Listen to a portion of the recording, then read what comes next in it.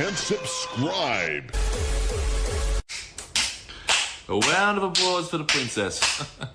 You officially pissed me off. Ignoring my game invites is one thing, but ignoring my Discord calls? Have you lost your freaking mind? That's grounds for punishment. No one will play Fortnite with me. I wake up at 11 or noon, I DoorDash breakfast, and I just sit around and I just like wait for people to text me. I just sit around, I'm like, hey, you want to play Fortnite? No, I'm working. Hey, want to play Phasmophobia? No, I'm working. Do you know how hard that is? Do you know how boring it gets? You don't know how boring it gets. So then I just like get coffee and get lunch, read my books. I don't think you realize how hard it is, actually. It's hard to imagine it being worse. So you should count your blessings. You know, you're not grateful enough. All you wagies care about is work. You people never think about us. All you wagies, you never think about us. All you care about is work. Work, work, work. I can't call you. I have to go to bed and get ready for work. I can't play Fortnite. I'm at work. I can't hang out. I'm too tired from work. It's like, is that all you fucking people think about? Meanwhile, your friend is sitting bored at home with nothing to do. You think you ever consider that? What about my feelings? I'm at home with nothing to do and I want to play games. Don't even. Why don't you go cry me a river? Wagey's crying. You just, you guys work hard. You don't play hard enough. Lettuce, mayo, pickle, ketchup, it's okay if I don't want that impossible or bacon Whopper, any Whopper my way. Whopper, Whopper, Whopper, Junior, double, triple Whopper, flame grilled taste with perfect toppers.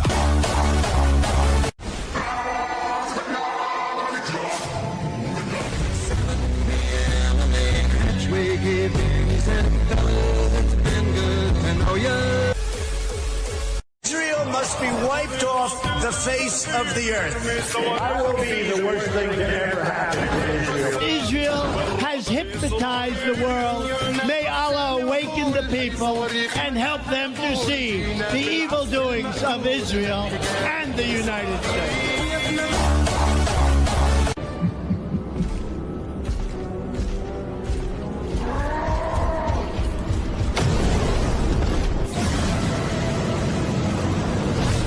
Surrender. Give in, mortal. You dare to interrupt this moment? Pathetic.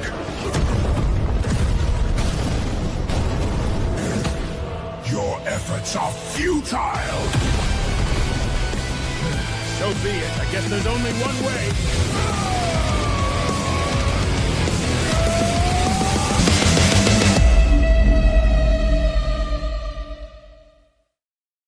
Ladies and gentlemen, hope you're having a wonderful Monday afternoon, evening, whatever day it happens to be. I hope you guys are having a great time out there. Today, tragically, we have to mourn the loss of a Turcado as I blew it up shooting 9mm major through it, which was quite funny. It lasted about 25 rounds, I want to say. Also, I should say, happy Father's Day to all of the based fathers in the chat. Hope you all had a great day yesterday. And even if you didn't, just know that I appreciate you. Even if your bratty children don't, I do, okay? Because you being a good dude, and good dad is what's important, okay? Now, we've got lots of wacky things to talk about. The death of a Turcado, EOTech putting out yet again another bad red dot, which I don't think it's possible for them to put together a good red dot. The 320 final solution, perhaps. We have the recommendations or the numbers for the top 30 firearms manufacturers, which the numbers are actually very, very telling. It's good to actually have actual data on this. Grantham reviews the Mark I. Spoiler alert, it's a fine video. And then we have Death by Foyd. Death by Foyd in the Canadian Foyd, no less. So we will get to all of that. But before we do, introducing our panel, we have Eldenko, Richard Cranium, and Jake. How's everybody's night going? Good. It's going pretty good, dog. Are you going to talk that way the entire time? It would be very funny. No, I'm not going to keep that up. Okay, I'm a little hard on the voice. Got some salsa for you. Oh, I want it. I got a burrito. Also, Jake, I see you're flexing the Carnicon shirt, very based. Yes, sir. It came Which in the reminds mail. me, Super I should excited about probably, it. I should probably pull that up and drop that link in the chat for everybody wondering, because somebody actually earlier today, like right before we started streaming, was like, "Hey, John, can I get the link for this?" So hopefully you're watching the stream, because I mean, if you're not watching the stream, I'm not going to give you the link anyways. But you can go over here and support Dugan Ashley and his defense fund by buying a cool T-shirt, and you could look almost as cute as this guy. I mean, look at it. Okay, like this looks like, it's perfect, right? Now, if that doesn't sell you on a Carnicon T-shirt, I don't know what will. Okay, Viva la Dank, Truk, Viva la Dank. All right, well, let's just get into the first thing then, shall we? Here. So today I was out on the range. I decided to shoot some 124 grain major ammunition, which is like plus P plus plus. It's 124 grain, going 1350 or something like that. It's rather hot ammo because it has to make power factor for USPSA major. I thought it would be fun to shoot a Compt 2011 with that ammo. It's essentially like the same, power as like a 40 Smith & Wesson, but of course done with a much, much, much lighter projectile, so the velocity is a lot higher. And it ripped the compensator off the front of the barrel. So the barrel didn't actually break on the Fusion Pro Comp. The Comp didn't break, the barrel did. So like the compensator like locks on to the front of the barrel and then it's like pinned in place. It just straight up ripped the front of the barrel off, just sheared it completely off. So the compensator is fine. The barrel, not so much. That was a very, very funny point in time. It lasted about 25 rounds, I want to say.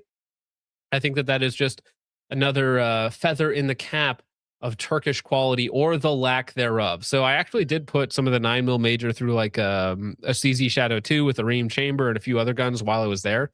But I do have some more of that now, and nothing to shoot it through because the Torquato is dead until XP or Fusion sends me a new one. So a new barrel anyways. Yep. Yes. Sorry, go ahead. Rip. Yeah, it's all right. It's all right. We'll figure something out. I doubt they'll ever see that. But something that none of us will ever see on a gun, probably ever, is new EOTech red dot sights, because everybody is doing this, okay? They're all bringing out their own version of the EPS. Why? Because the Holosun EPS is like the best red dot on the market. Now, this is the EFLX CE from EOTech, which is now their enclosed version of their regular pistol dot sights, which I suppose is interesting. I don't know anyone who runs an EOTech pistol sight in real life anyways. Maybe someone like the eFlex. I don't know if anyone else is going to be enticed by them coming out with a enclosed version of it, considering that these are not American made options. These are overseas made options like, the EPS or similar. Primary Arms, I just reviewed their classic version of this, which goes for a whopping, 180 buccarinos or whatever it is. So it's rather inexpensive. The EOTech, on the other hand, still made in China. Maybe it has some better features or specs or whatnot. But this one here retails for just under $500 MSRP. I can't wait to not buy it. It's like for a Chinese EPS. And it's like, yeah, the EPS, I think they run between like 3 and 4, maybe. I don't know why you think you should charge $100 more for essentially the exact same thing. There are a couple slight differences, like you have the controls mounted to the top, which, I mean, that might be exciting for some people. I don't know who, but it might be exciting for some people. So you can see like that's the actual top of the body there. But it's a small windowed, not quite 8-hour battery life, okay? Because on this one, fortunately, they decided to do a sideways battery tray on it, which gives them I want to say a full-size 2032. And with the full-size 2032, they rated at like 25,000 hours, which is pretty typical. That's about 2 years of constant use. And I think that's what I'm getting out of my normal EPS or EPS style of optics, is about a year to 2 years, depending on how much I use it. So, because I think I had an EPS for like 16 months that I carried, and I had to replace the battery once in that time frame. So you should be good at about a year, but of course, more is not going to be a bad thing. So the eFlex CE is a fully enclosed pistol optic built for professional use. And it's an overseas made red dot. It's like, okay, sure. Combining EOTech reliability with shake awake activation. Again, I do find it shocking that it did take until 2026 for EOTech to have any sort of shake awake technology. Maybe 2025 technically, but 2026 before they put it into their main line of optics with the EOTech EXPS HD, or just the EOTech HD, which is the big new one that's super expensive.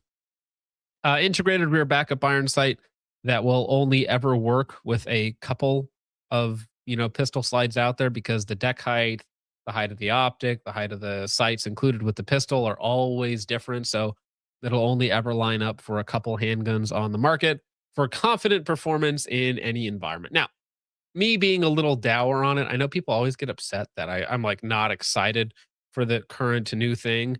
It's just like it's another product that's out on the market that does its thing, and I'm sure it's actually probably fine. It's 1.5 ounces, which is a little heavy, as GB Guns pointed out. It's a small little window. It's got a full size 2032 battery, which is nice. Some people might like the top mounted controls, but it's just another option on the market that's really kind of overpriced for what it is. That's kind of the main takeaway, is it does EPS things for way more money. And I don't think that's an exciting option for anyone. I don't think anyone in 2026 is like, can I please give more of my money to a government funded agency or, government funded company, right? Because EOTech has so many government funded contracts and whatnot. Is anybody else? Go ahead. Are they going to give a significant discount to law enforcement? Oh, I'm sure they will. Of course. I'm sure these will have many LE contracts and mill contracts and other things like that. I mean, as far as that sort of thing goes. Is the offset going to be worth it for them to go with that versus something like a Holosun?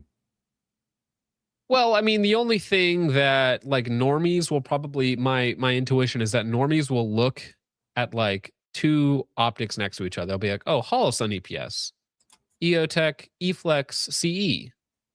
I have an EOTech on my rifle. EOTechs are good. Therefore, this pistol dot must be good. EOTech's a good brand, right?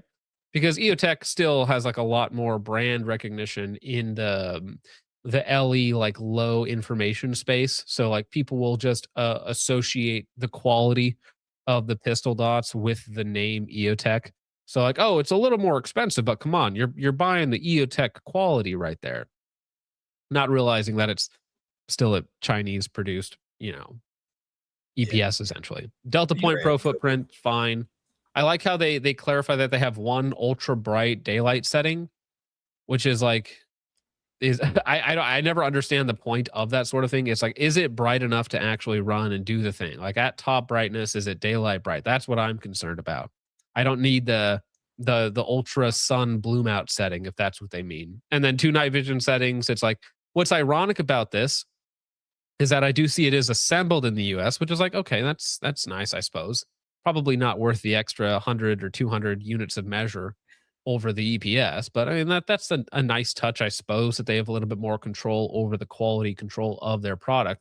But what would be funny is the EPS has really good night vision performance, is if the eFlex CE has like really bad night vision performance, which is one of the things that, EOTechs, normal EOTechs, their non-pistol variety, are renowned for. So could be good, but I think that the price is going to kill it. I think it's retarded. Okay, well, now you have to defend your take. Why is this retarded, huh? What do you think is wrong with this? It's too expensive. I've never seen anybody run an EOTech red dot ever in my life. Well, I'll have you know, on a pistol, not on a rifle. I'll have you know, I've seen one mediocre video from Hop. Well, mediocre review. No, how do I phrase this? One review video from Hop that was pretty mediocre on the eFlex. So, and that's, I think, the only time I've ever seen a video on one. I don't think I've ever seen one in person. Yeah. Yeah, no, It's I ugly. think when these first came out, when the original eFlexes came out, it seemed like they were selling very cheap. They went up in price actually, which is weird. The fact that they're basically just using EOTech's brand recognition and making something in China or manufacturing it here. It's just stupid, dude. There's so much better value options that will probably perform better. And anybody who goes for this is just like a low information consumer, in my opinion. I kind of agree with that because, like this guy points out, it's literally a Vortex Venom enclosed. Primary Arms just came out. Primary Arms came out with their classic enclosed dot, which is almost 1-for-1 what we're looking at here with the controls moved to the side for like under 200, right? Yeah. And so there's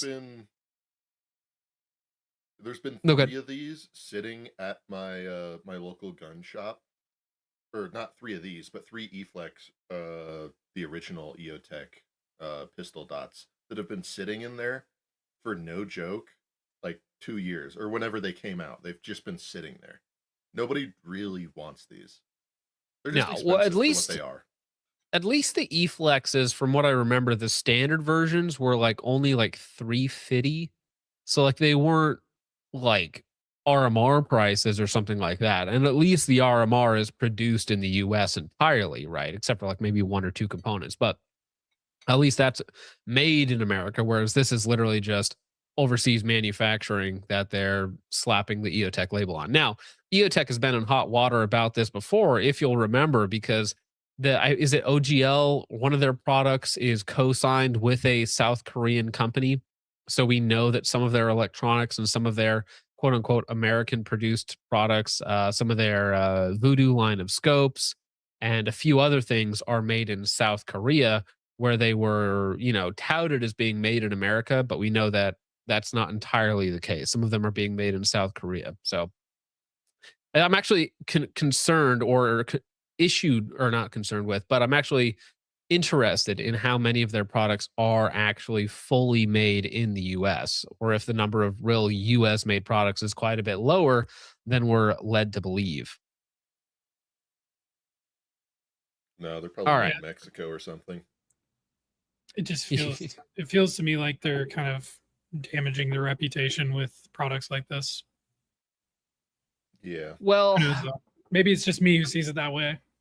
Maybe, but I also think that there's such a huge segment that they're missing out on when it comes to the pistol dot market, right? Not having anything out there is probably not good for them, especially for like think about like SIG. So SIG is a total systems integrator, meaning that they have pistols, rifles, optics for both of those things. They make lights for both of those things. They make suppressors for both of those things. They make ammo. They make ammo for both of those things. So they literally like full spectrum dominance they can achieve, right? Whereas it's like, okay, we're picking up new procurement for this LE agency or for this mill agency, and they're like, okay, we're gonna get new rifle optics, new pistol optics. Who can I get these from?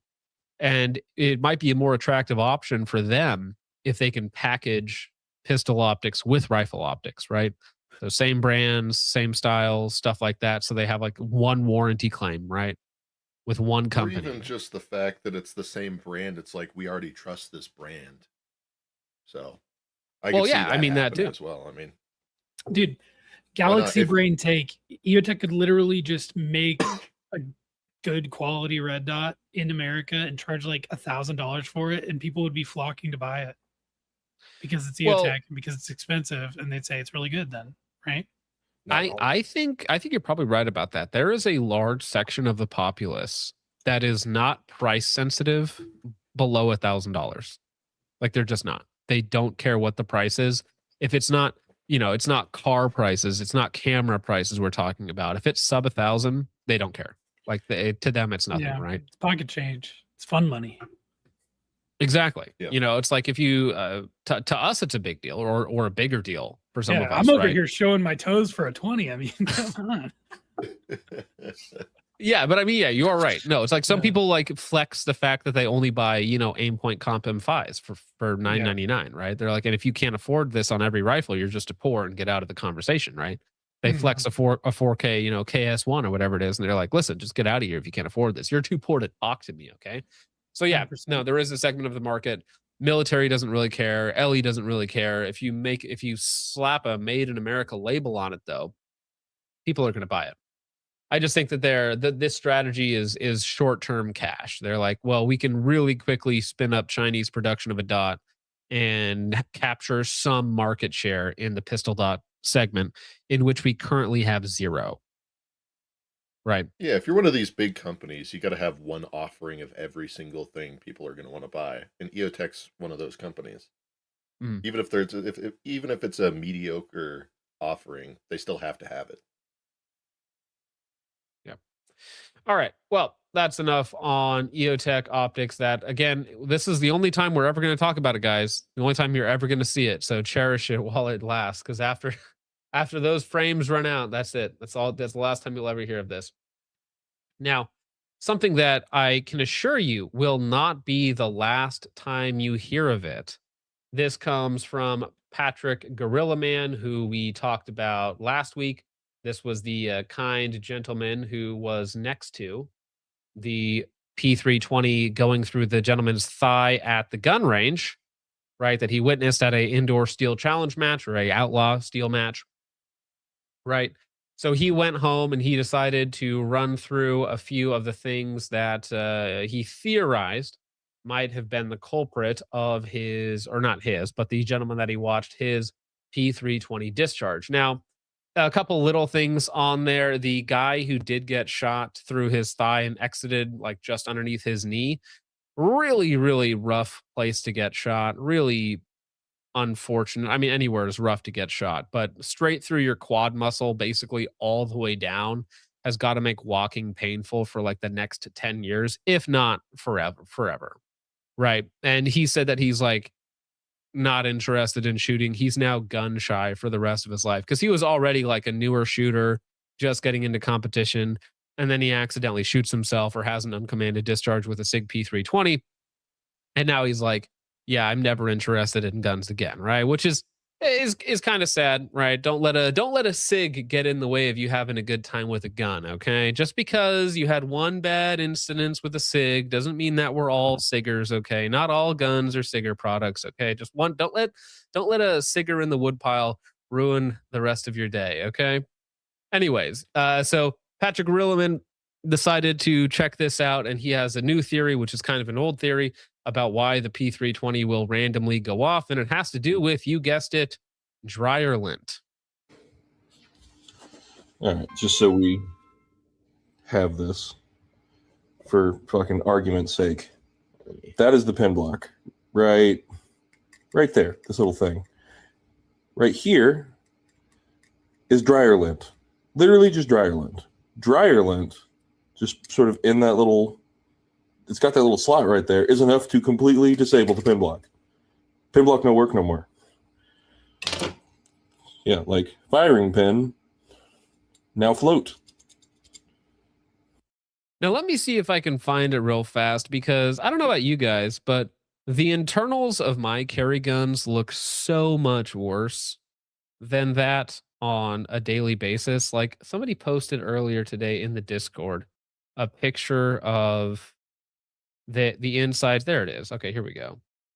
I can save the image without doxing the guy. Okay, this is kind of like what my carry guns look like on the inside. They just get absolutely disgusting after a while. Okay, so a little bit of lint, I get it that people are like, oh, that's unrealistic to put lint inside of a critical component. But I mean, literally, this is what like all of my carry guns look like. And by all of them, I mean the one that I carry. This is the normal amount of junk that just gets inside of my Glocks, right? If you carry your Glock for long enough and you don't clean it like every day or every week, like this is what the inside of your Glock will look like. Lint, belly button dust, dirt, grime, other substances of liquid and solid varieties mixed in there. Sometimes you take it to the toilet, sometimes it falls in. It's embarrassing, but it does happen. Okay, personal story. Don't ask. Yikes. Well, like complete. What was that, Jake? Sorry, did you want to elucidate us on that experience? No, I just said yikes. A smegma, possible. Apple dust, yeah. Buy Sugar Bee apples. Toe jam. Any comment, Jake? Toe jam, yes. Hop has a good point. It's true. If your carry gun gets dirty, simply pee it clean. So he's claiming in this video that a little bit of dryer lint in the right or wrong location, in this case, can completely disable the firing pin safety, which is a tiny little piece of stamped metal. And it now that shouldn't make the gun unsafe, but that does mean that if there was a combining issue with the sear, if the sear dropped, especially, I'm actually curious now on the X5 variant of the guy that shot himself with it, if it was the post 2019 edition where it has a double sear ledge or only the single sear ledge, because after 2019 they did add a second sear engagement surface as like an emergency stop if the firing pin safety in a first sear ever failed. So I'm actually curious as what variant he had. Hey, all I gotta say is, like, if you don't want dryer lint getting in your gun, quit putting it in the dryer, buddy. That's all you gotta do. Or just carry while naked. Yeah. Yeah. The top Yeah. comment on the video is, that's why I don't run my guns through the dryer. Dishwasher is much safer. Yes. It's true. Exactly. It is Completely actually disabled. Kaboom. Kaboom. Potentially. Theoretically. Shebang. Yeah. Look at that. Bop. And see, look, when I did that, the pin block popped open again. So if that happened and I were to examine this gun afterwards, I'd be like, look, the pin block's fine. It's totally working. There's no problem with this at all. The action of it going kaboom, potentially from this pin block being stuck open, it just fixes itself. The evidence that this is what happened is gone. Honestly, that's a good question. Jam the Ham says, why are you near dryer lint? Are you a woman? Real talk. Every time I've ever had to use the dryer or washing machine, I have to like have my wife remind me how the thing actually works.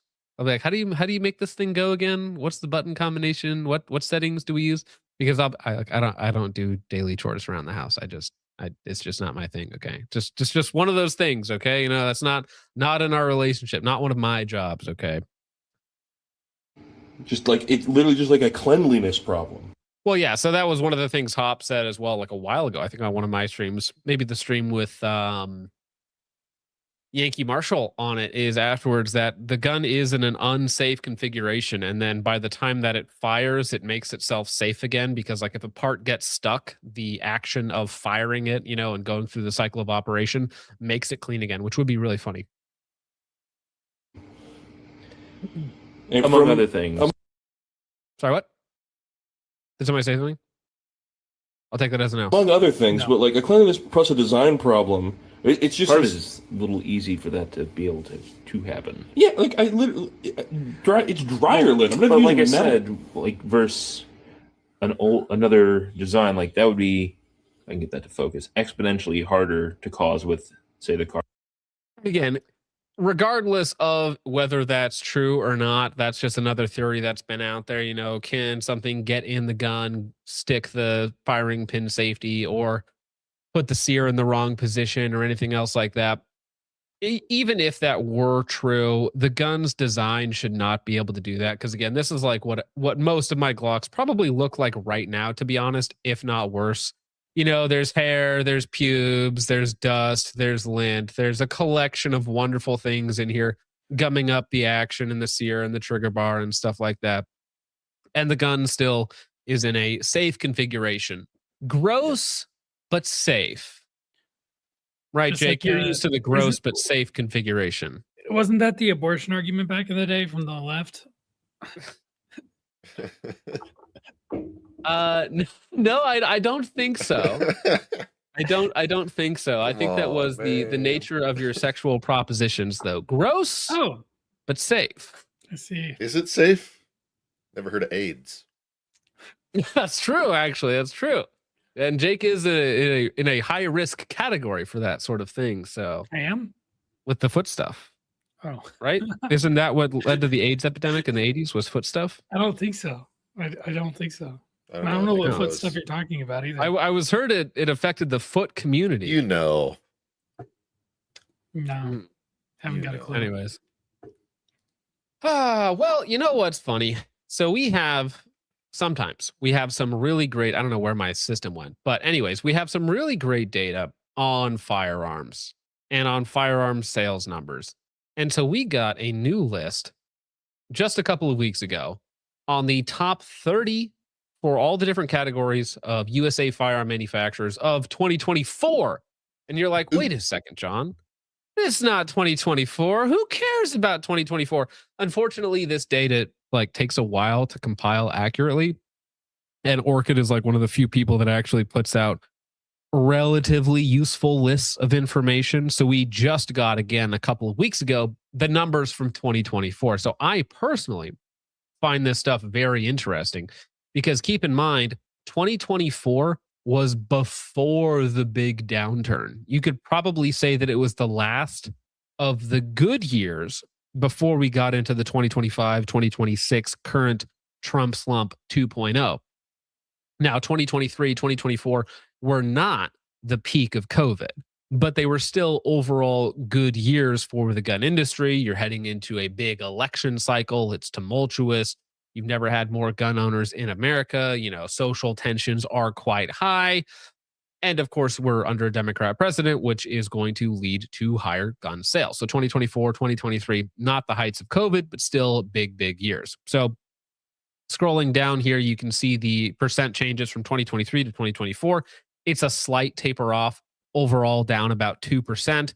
But what's really interesting to me is when you scroll all the way down to the bottom here somewhere, eventually we'll get to the real ones. Okay, so total firearms, which I think this number is crazy. So 2020 through 2024, it's been Ruger for, I think, 3 out of the last 5 years, which I did not guess.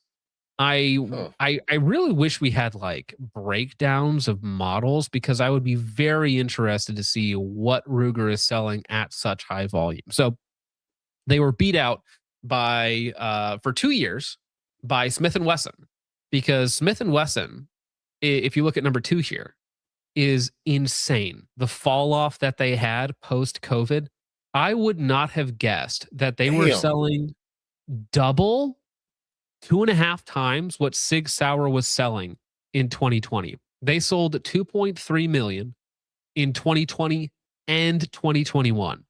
Absolutely insane. 2022 rolls around and it drops to a little bit under 1 million, where it holds pretty steady for the next 3 years. So Sig Sauer is Smith & Wesson's one of those companies where I'm like, oh, there's only a few Smith & Wesson bros, there's only, XYZ. I never see an M&P Sport 2 or any of these rifles or whatnot.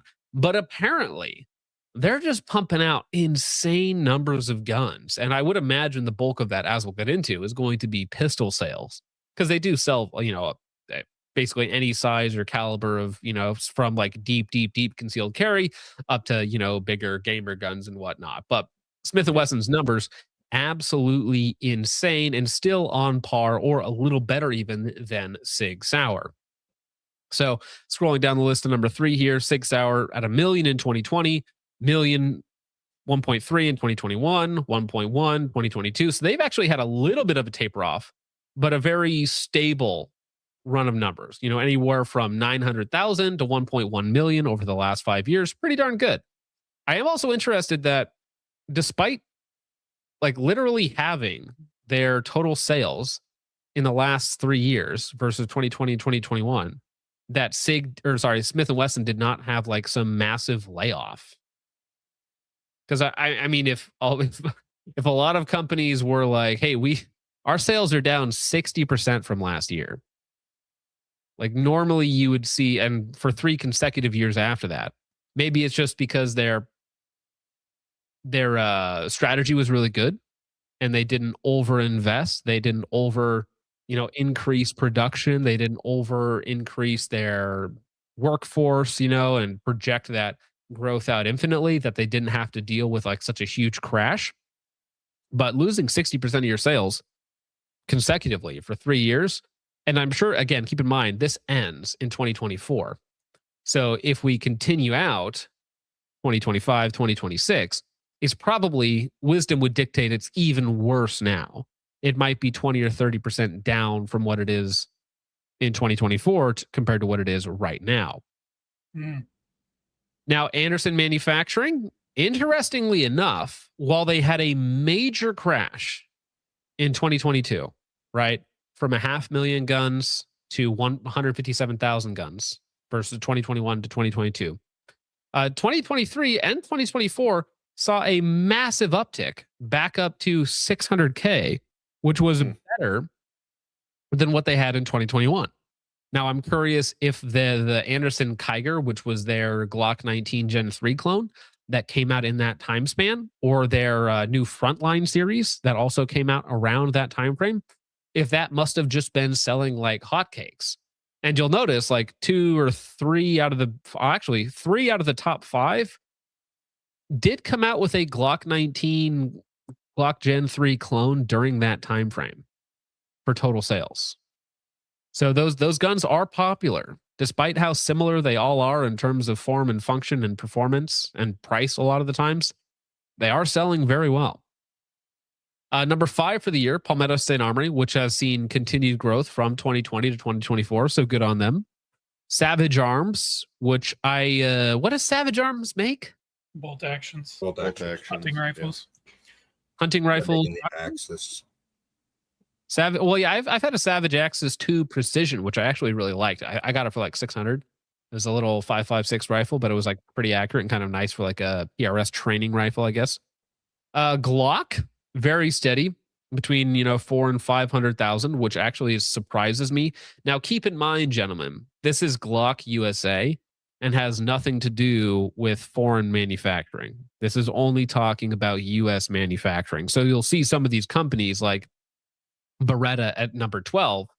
Just keep in mind that Beretta in total does about double the business as Ruger does. So even though Ruger is the top U.S. manufacturing company, Beretta does about double the annual volume of Ruger. So Beretta is still, I think, the big dog. I think they're $1.2 billion a year, roughly, or 1.2 billion units a year. It's something like that. It's a lot. Okay. Let's see. Keltec at 13.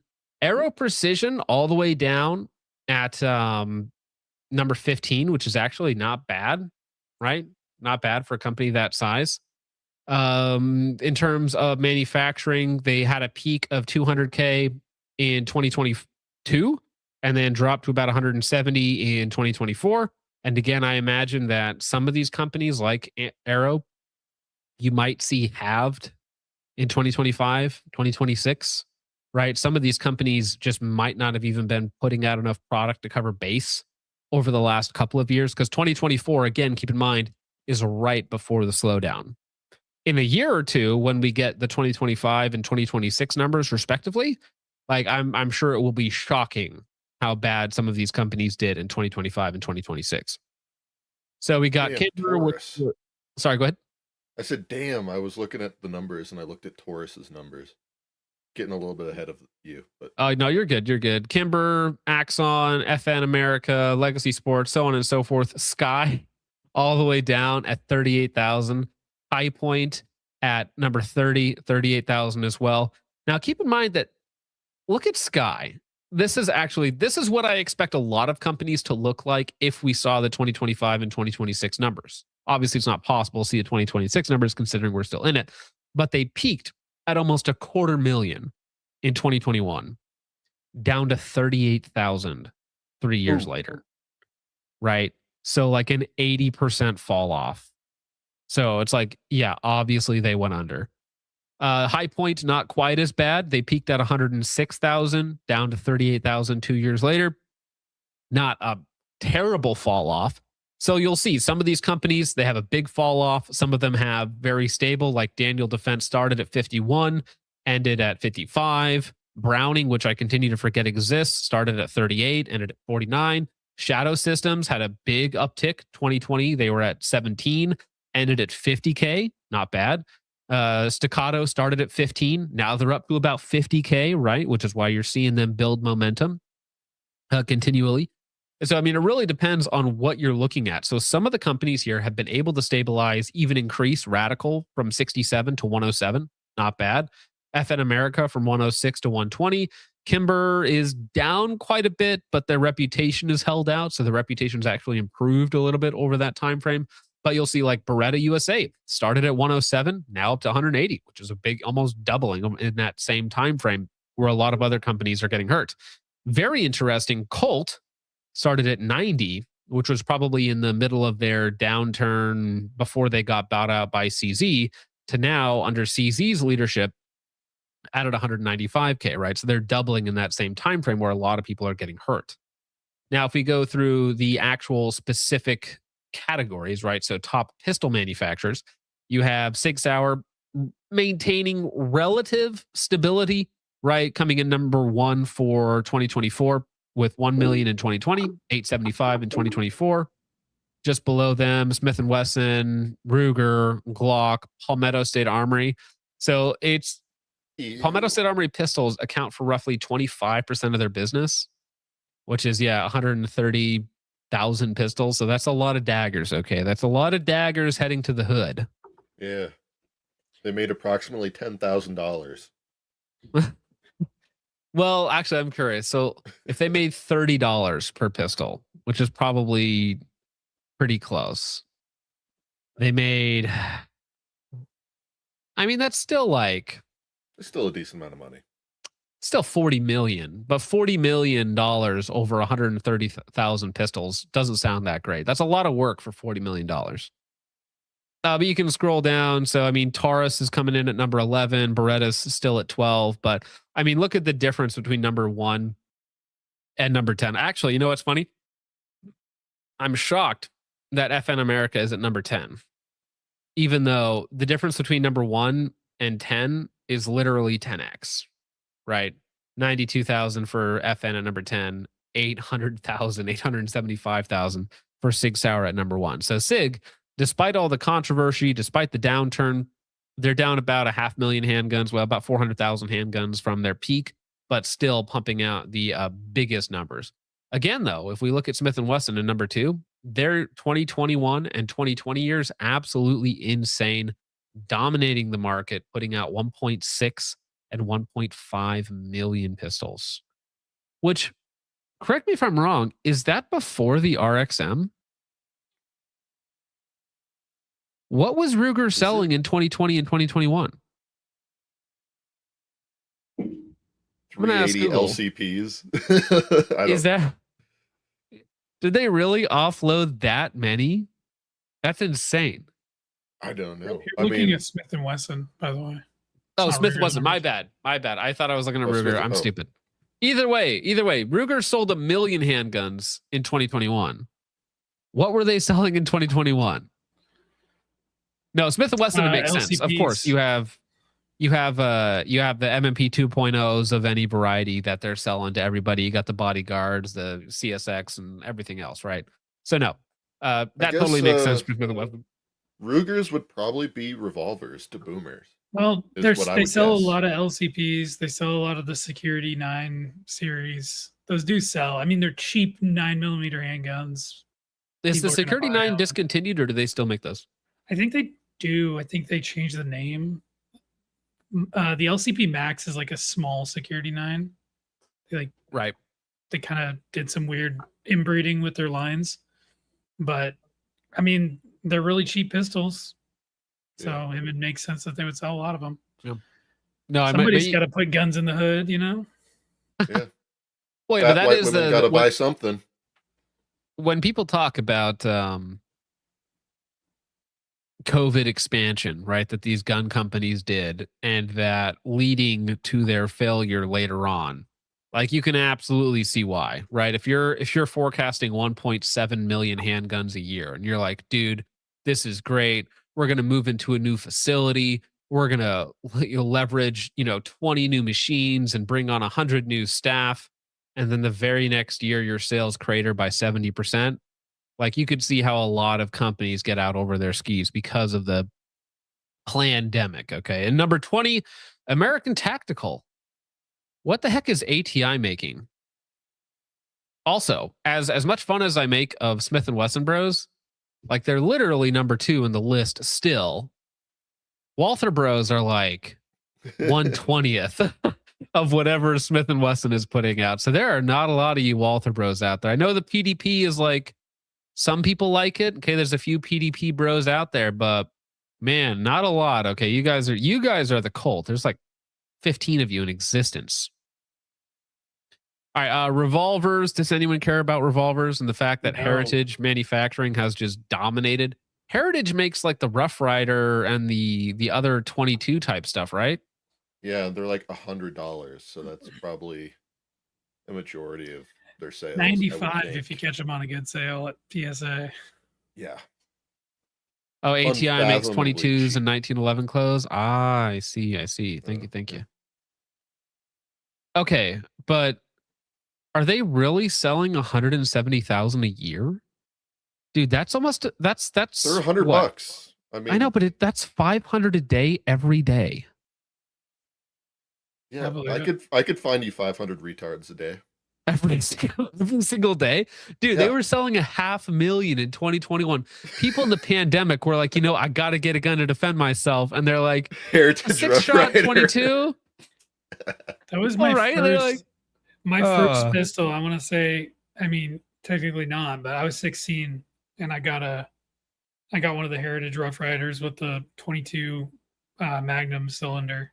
It was a cool gun. I mean, I think that's kind of the market, is like old dudes and kids.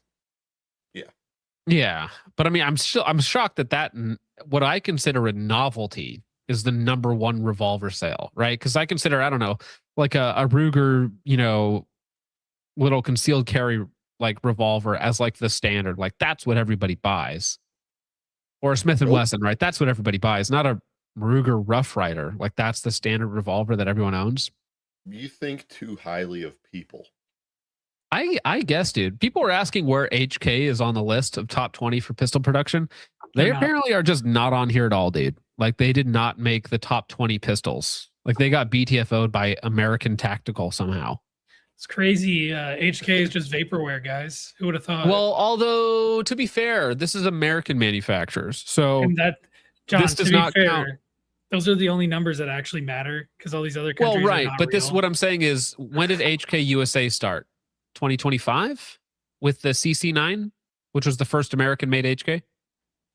Is it just American manufacturers, or is it companies selling firearms in America? Well, because they have Beretta USA on here, right? Beretta is not American, but Beretta USA is on here, right? Walther's not an American manufacturer, but they have Walther on here. So then HK just is not. HK USA did not exist at this time, or did not put up the sales numbers to make the list. It's Yeah, only but for anyways, hyper-autists.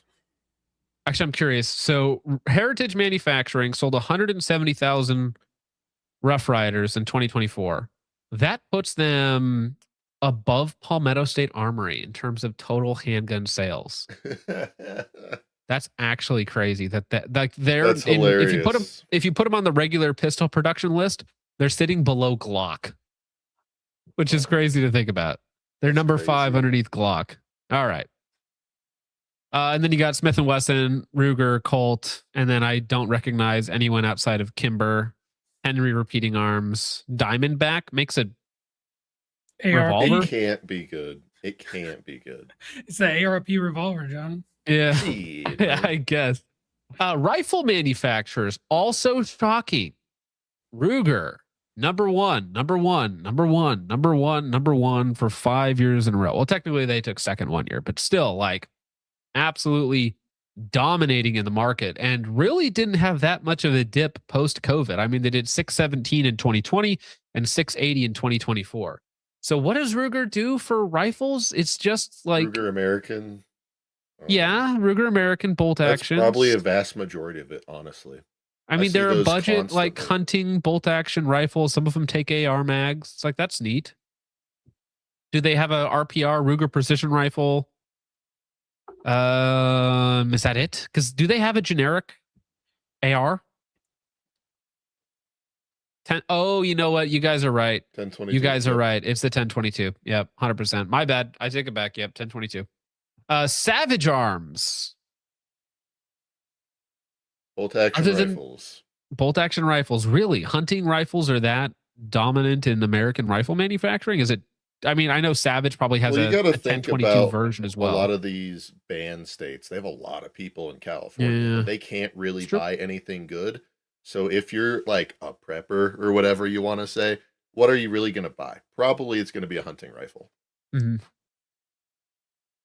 Mini 14s. Okay, yeah. What about Savage? Does Savage or Ruger make a semi-auto AR? Ruger does. Ruger American 5.56, is that what it's called? Yeah, something like that. Savage, do they make a semi-auto? Go to Savage's website. Because again, that I thing. only know of the Savage as like the Savage Axis, right? Jamie, pull that up. That's right. Let's see what they have. No, stop trying to make me age verify. Dude, just look at that mustache. You know he's old enough. Yeah, come on. Can't you tell? You look like you had that mustache at 12 years old, dude. You were out Also, getting what- cervezas and line dancing at 12. What the heck is Aye, aye. Legacy Sports International? Yep, Savage really only makes bolt action rifles, 1911s, and some form of striker fired pistol. Oh, I've never Interesting. heard of Legacy Sports International. so they do they do Howa, Citadel, SCSA, Oh, and those guys. So they're an importer. So I guess they count as an American manufacturer technically. Good. I don't know. good for them. Well, Well, if they so count underneath as an American Savage- manufacturer, HK. So they're Right. just not on the list. Okay. So what we have here is the top 3 are about as untactical as you can get. And what that's telling me is Yes. that people don't give an F about ARs in comparison to these other markets. So what we might think is like the most popular like modern fighting rifle of all time is kind of dwarfed by 1022s, generic bolt actions, and lever guns. Like that's a And huge market. shotguns. Well, we haven't even gotten to shotguns yet, right? We haven't even gotten to that list yet. But in terms of like Henry repeating arms, what do they make? A lever action, right? That's basically it. And they're selling 350,000 of them a year, right? Savage Arms doesn't make a semi-automatic, and they're selling 400K. Ruger, so it makes a 1022, and that's what's doing a lot of their business. Yeah, It's but- not until we get to Smith & Wesson at number 4, which is half of number 3, that we get to a modern like fighting style rifle, right? With Yeah. which is the M&P Sport 2 and Sport 3. But then you're going to have the next like 15 or so companies are only selling ARs. You know, Oh, yeah. Maybe not Well, every single sure. one of them. And then Well, you- but look you at know, the drop off though. Like Smith & Wesson to Henry repeating is half.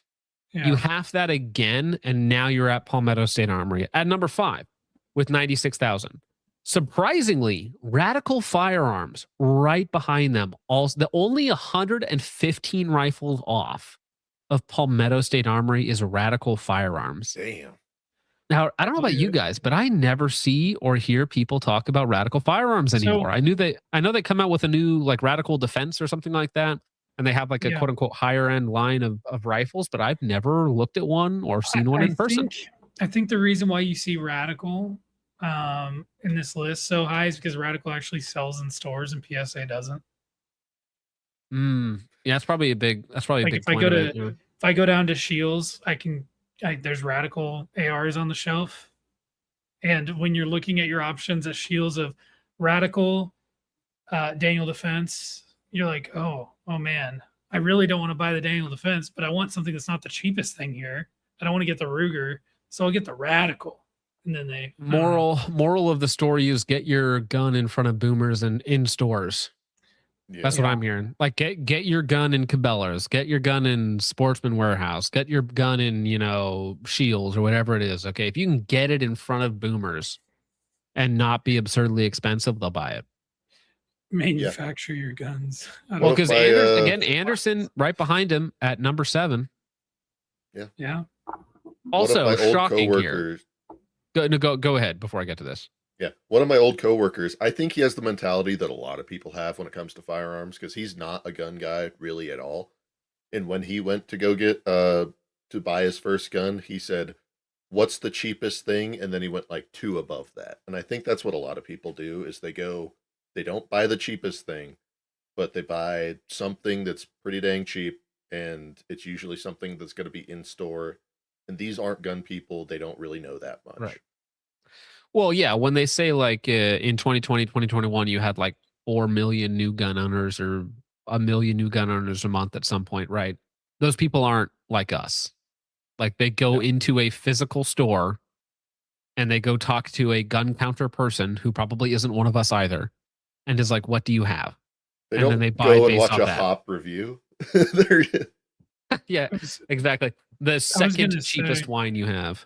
I was gonna say, like Josh Howard said, I was thinking this. Anderson does a lot of strip blowers. Like that's Well, so that might skew the list because I don't know what Yeah. they're counting as rifles. Because I if mean- parts don't count as rifles, then that could bump up Palmetto State don't Armory, think- Anderson, and a well, bunch they of have other, to these count. other guys. They have to count lowers as firearms. They're So not are Well, they- but How are not- they doing it? Exactly, right. We'd have to get into the metadata to see what actually counts as a rifle versus firearm. Mm. All right. So Anderson Manufacturing. So, if this is accurate, in 2022 they had a fall off to 7,000 rifles a year, back up to 72 in 2024, which is a 10x in 2 years. Now that's kind of just probably back to where they should be. But again, Anderson is one of those companies that did have like a new line come out in this time frame. I think it was called Frontline, which was like their one that they tried to market to like LE agencies. Like, hey, this is an upscaled Anderson. We're trying to do high quality now. We're trying to, branch out a little bit. And apparently it worked because I did talk to somebody as well who made a distinction between something like Anderson failing and Aero Precision, where Anderson got sold profitably and Aero went under. So he's saying that there was a big distinction there between the two companies, whereas Anderson was profitable, but they sold the company for a profit, versus Aero, which is like dead in the water with $50 million in debt. So there was a different situation between Anderson getting bought out by Ruger versus Aero just going the F under, right? Diamondback, 68K. I know they make that cool PDW 5.7 thing. And other than that, what do they make again? They make ARs. generic ARs. Just generic ARs? All Now, right. doesn't Diamondback do like forged receivers though? Don't they do like those cringy looking forged receiver sets? Or am I thinking? I'm gonna look it up right now. I might be thinking of actually. Black Rain. That's Yeah, that sounds right. Spikes. That's Spike's tactical too. Ooh, Spike's Tactical. Spikes makes the The highest quality Molinabe of them. stuff. So let's see here. They have the DBX, which is like the one that I'm like, okay, that's actually kind of cool. Of course, I go to their front page. The first thing that I see is suppressors and 3 separate pop-ups. All right, bro. The DB15, that's what it's called. The DB15. Yeah, they're And they look fine. Generic AR is the correct term. Okay. Springfield, dude, down from, look at their fall off. 300K, Holy- 450, 230, now 65. And again, keep in mind, these numbers are 2 years back. I guarantee if we could magically see the numbers as they're coming out right now, some of these gotta be companies so are probably bad. doing, some of them are probably doing like less than half of what they were doing in 2024. Mossberg, pretty consistent, 64. Sig Sauer, 55? Really? Sig Sauer? Yeah, all they do is pistols. Well, no, they have the MCX, they have the M400, they have the 716, they have the. I think only The hyper spear? optimists actually buy those. Like only gun store people and like people that we know would buy that stuff. But the average Well, person's not going to buy that. I mean, we know in this time frame they gave the U.S. government 50K M7s, roughly. Can't be counting contract. They can't be counting contract rifles. So this is like a retail sales probably. I imagine this is retail sales, but Maybe law still enforcement? that's low though. I would have thought they would have been higher. You know, if Smith and Wesson is doing 180,000 rifles, I would think that Sig is doing like closer to those numbers. It's But so over apparently for not. Sig Bros. Kel-Tec is somehow putting out 46,000 rifles, which means that that's that many DB, what it was, RDBs and RFBs floating Dude, around in the wild. I want one. They're awesome. They're so cheap now, too, dude. They're like It's the folding nines. $4.99. I know. I gotta go. Like, Daniel Defense, 42. Okay, Nice. all right. Half of that's the CIA handing them out to SSRI kids. American Tactical, which is like the super cheap 22 clones of everything, you know, a 22 MP5, 22 STG-44, 22 G36 or something like that. That's all Is that American like- Tactical right Is there. that like the American wing of GSG? Well, Or is it- ATI, I think, is the importer of GSG. Because GSG is what? Okay. German sport guns? Yeah, and they do all the 22 clones of Yeah. stuff. And then FN America, 28K. Not great. Although they're again, they do a lot of parts though. So there's a lot of parts that they sell to a lot of people. So it's not just firearms that they're making. And I do think that their ARs are underrated. Century Arms. Okay, that's AKs. That's the only AK on this list, actually. Although, to be fair to Palmetto State Armory, just thinking about that, they do hit multiple vectors, right? So they do not just like generic ARs. They have Jackals and AKs and other things as well.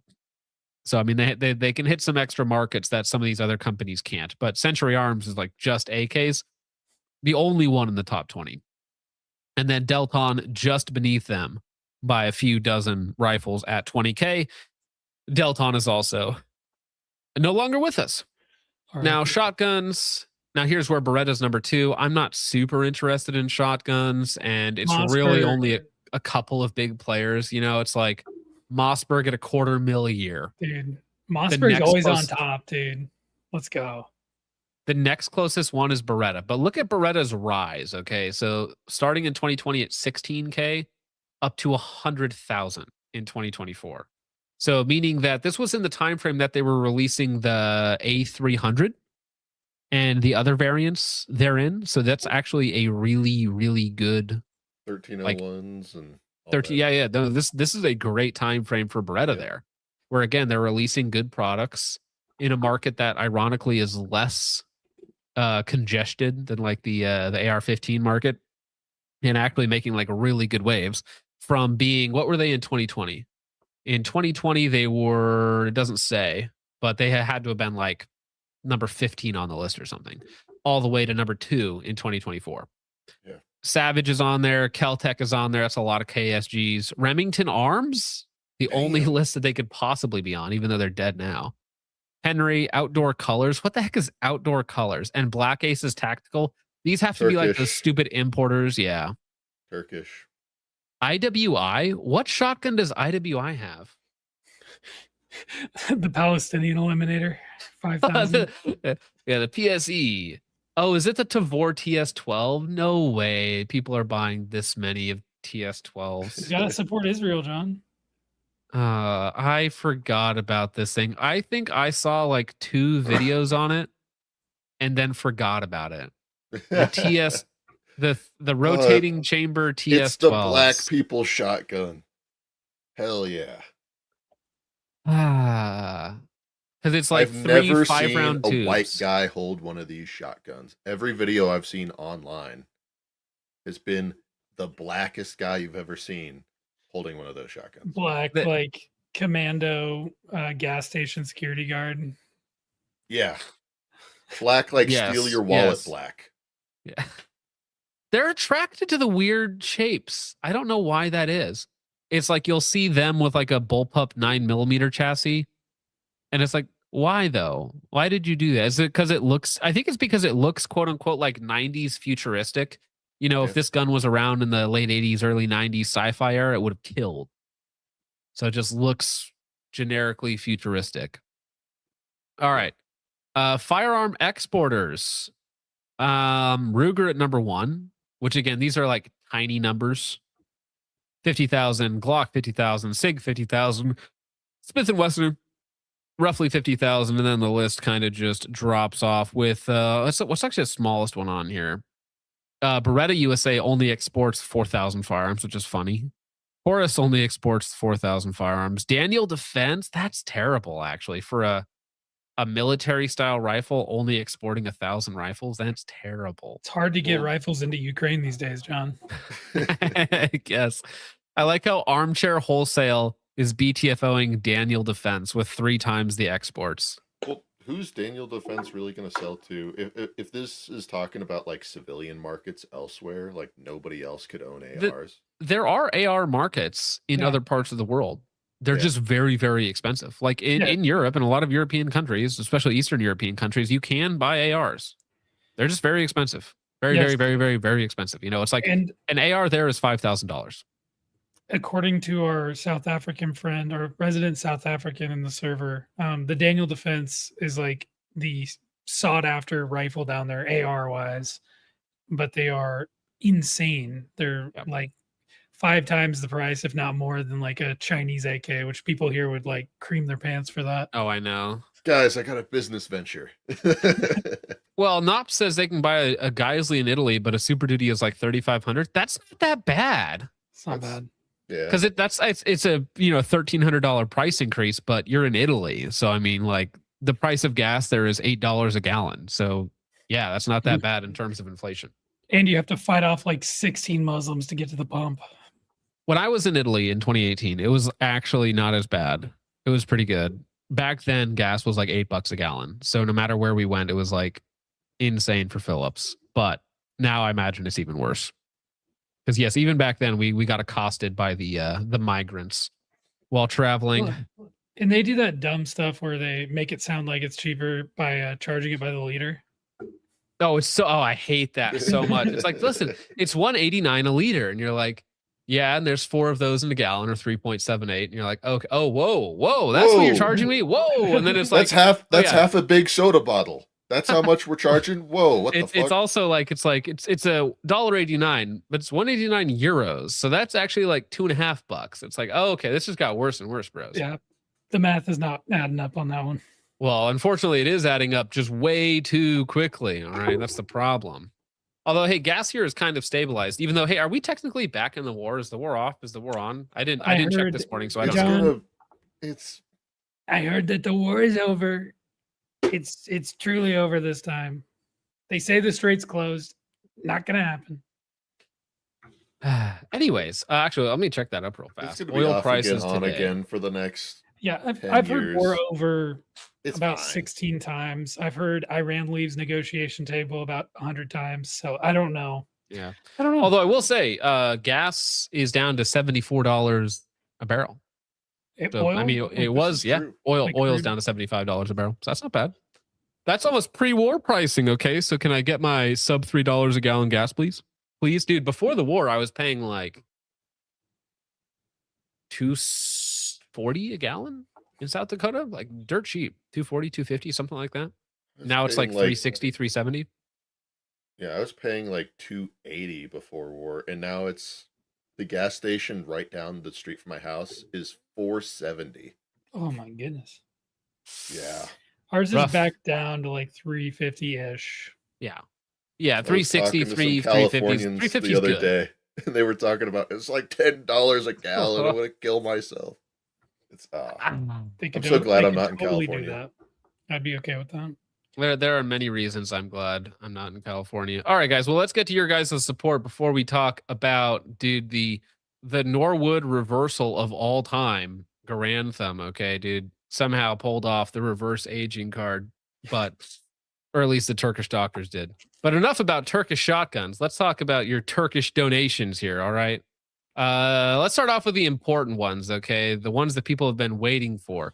Mr. Noom for $20 says Big Toe Money Mondays. Thank you very much, good sir. Appreciate that. Jake loves it when you do that, by the way. This song of the summer shit, you know it's funny. Walk on stage with no shoes on. All I need is feet, boy, I'm too gone. Hey, Jake Money, Big Toe Money. This the song of the summer shit, you know it's funny. Walk on stage with no shoes on. All I need is feet, boy, I'm too gone. My feet feel good, your feet where they should. Y'all just sitting in the grass with a cigarette. Jake Money, Big Toe Money, that's a bigger check. Walking in, everybody Yeah, thank you, Mr. 9x19. Very based of you. Way to start out the week, It dudes. never gets old. It's so good. Jake loves it. I see Dank dancing on Jake's monitor in the back. Yeah. It's great, isn't it? St. John's Crusade for $20. No big toe money. Actually, no, sorry. I didn't read far enough, Jake. He wants the jade toe money, bro. Where is it? I have to We're not find even it. 2 hours in yet. I can't even say what I want to say. It's all right, dude. You just tell them how much you love and appreciate them all. I love you guys so much. So much. Hey, Jake. He's fine, Holmes. It's okay, dude. Don't worry about Holmes, man. You don't know nothing. Shit, man. Tranquilo, way. St. John's Crusade for $20 says, why would I ever buy the Elex CE over a HoloSun EPS, Vortex Defender Enclosed, or even an RCR? Literally why? Stupidity in 2026. Very jade coated. Speaking of jade coated, we need jade toe money for this garbage.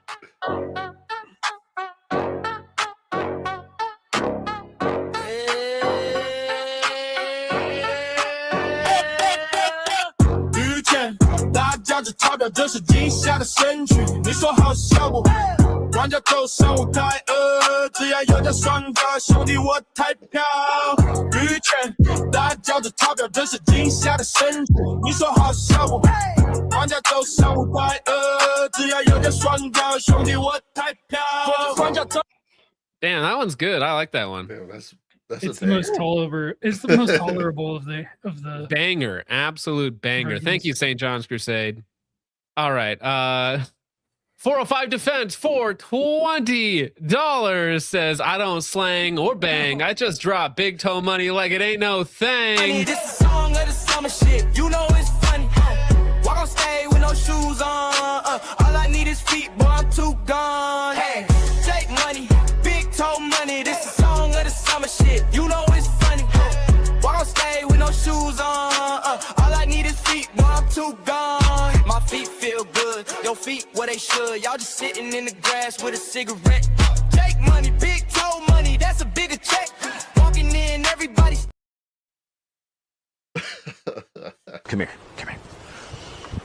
I can't fix you.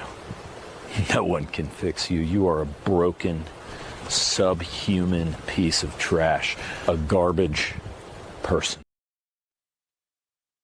Harsh words there, but James is speaking truth. Okay, for once, I gotta agree with him.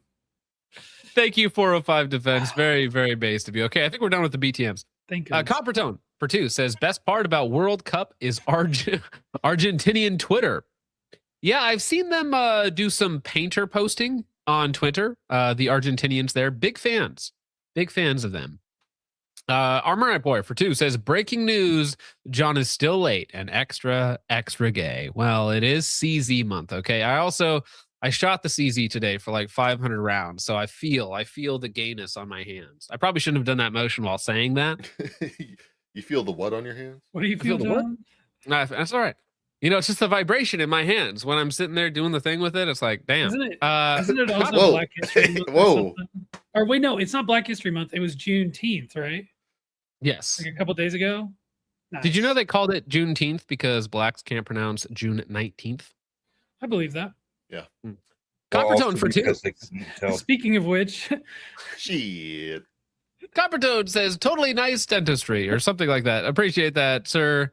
Central Sands Defense for 5 says, happy late Father's Day present. Got food poisoning. Oh, hey, that's the dishwasher telling you that she's done washing dishes, okay?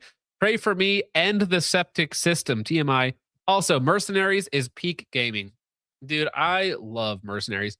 Like 2 years ago, maybe 3 years ago, I replayed the entire Mercenaries 1 on original Xbox because my parents had it at their house and I was there for like a week. It was great. It's fantastic. Best vacation ever. Thank you, Central Sands Defense. Appreciate that. And I hope that the sickness, the food poisoning goes away soon. Lightspore for 2 says, hi, Jake. Hi, Jake. Richard. Hi, John. Well, don't make it obvious, Lightspore. Jeez, all right. I'm getting real mean girl energy from Lightspore, okay? No one you know it for 2 says, for Richard's head. The Richard's Head Fund. excuse me? Do you hit your head at work? No, my arm. That's Yeah, I been a know you hit while. your I arm. think he might. Do you think he's asking for Richard? Not for $2. Well, it's Maybe a fund, he's just right? insulting Richard. It's a fund, yeah. It's The Richard's Head Fund. it's like a punch card, like a loyalty card, maybe. I wonder if YouTube would find that kosher if I started a goal, like a super chat goal, and it's like Richard's Head Fund. Is that solicitation for? No. I don't think it would fly. Geonosian for 5 says, saw the first ultrasounds of my baby today. Incredibly blessed by Christ. Congratulations and happy Father's Day. Okay. You may not feel it yet, but you are a dad. Okay. So that is fantastic. Okay. Take care of the wife, take care of the baby, and just, prepare to have a great time. And some bad times in there too, but you just forget about those parts. Thank you, Geonosian. Appreciate that. And congratulations, sir. Amorite Boy for 2 says, that's a fancy Bushnell RXS 250 in a box. I forget that Bushnell's still making dots, which is, it's kind of sad. I should actually go pick up one of their new ones because I've heard their new pistol dots aren't totally terrible. Thank you, Amorite Boy.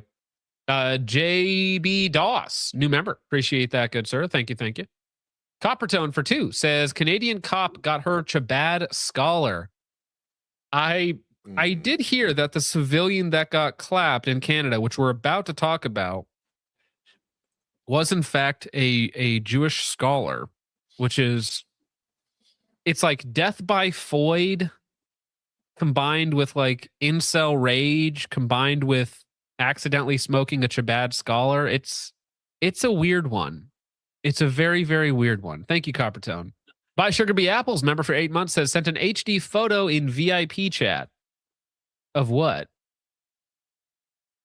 Oh, okay. Yeah. Of that. I appreciate that. We looked over them. I mean, and this might get hit for how dirty of a photo this is. I mean, like, this is gross. Okay, guys. Like, I should probably get in trouble for showing something this dirty on screen, but here goes nothing, I suppose.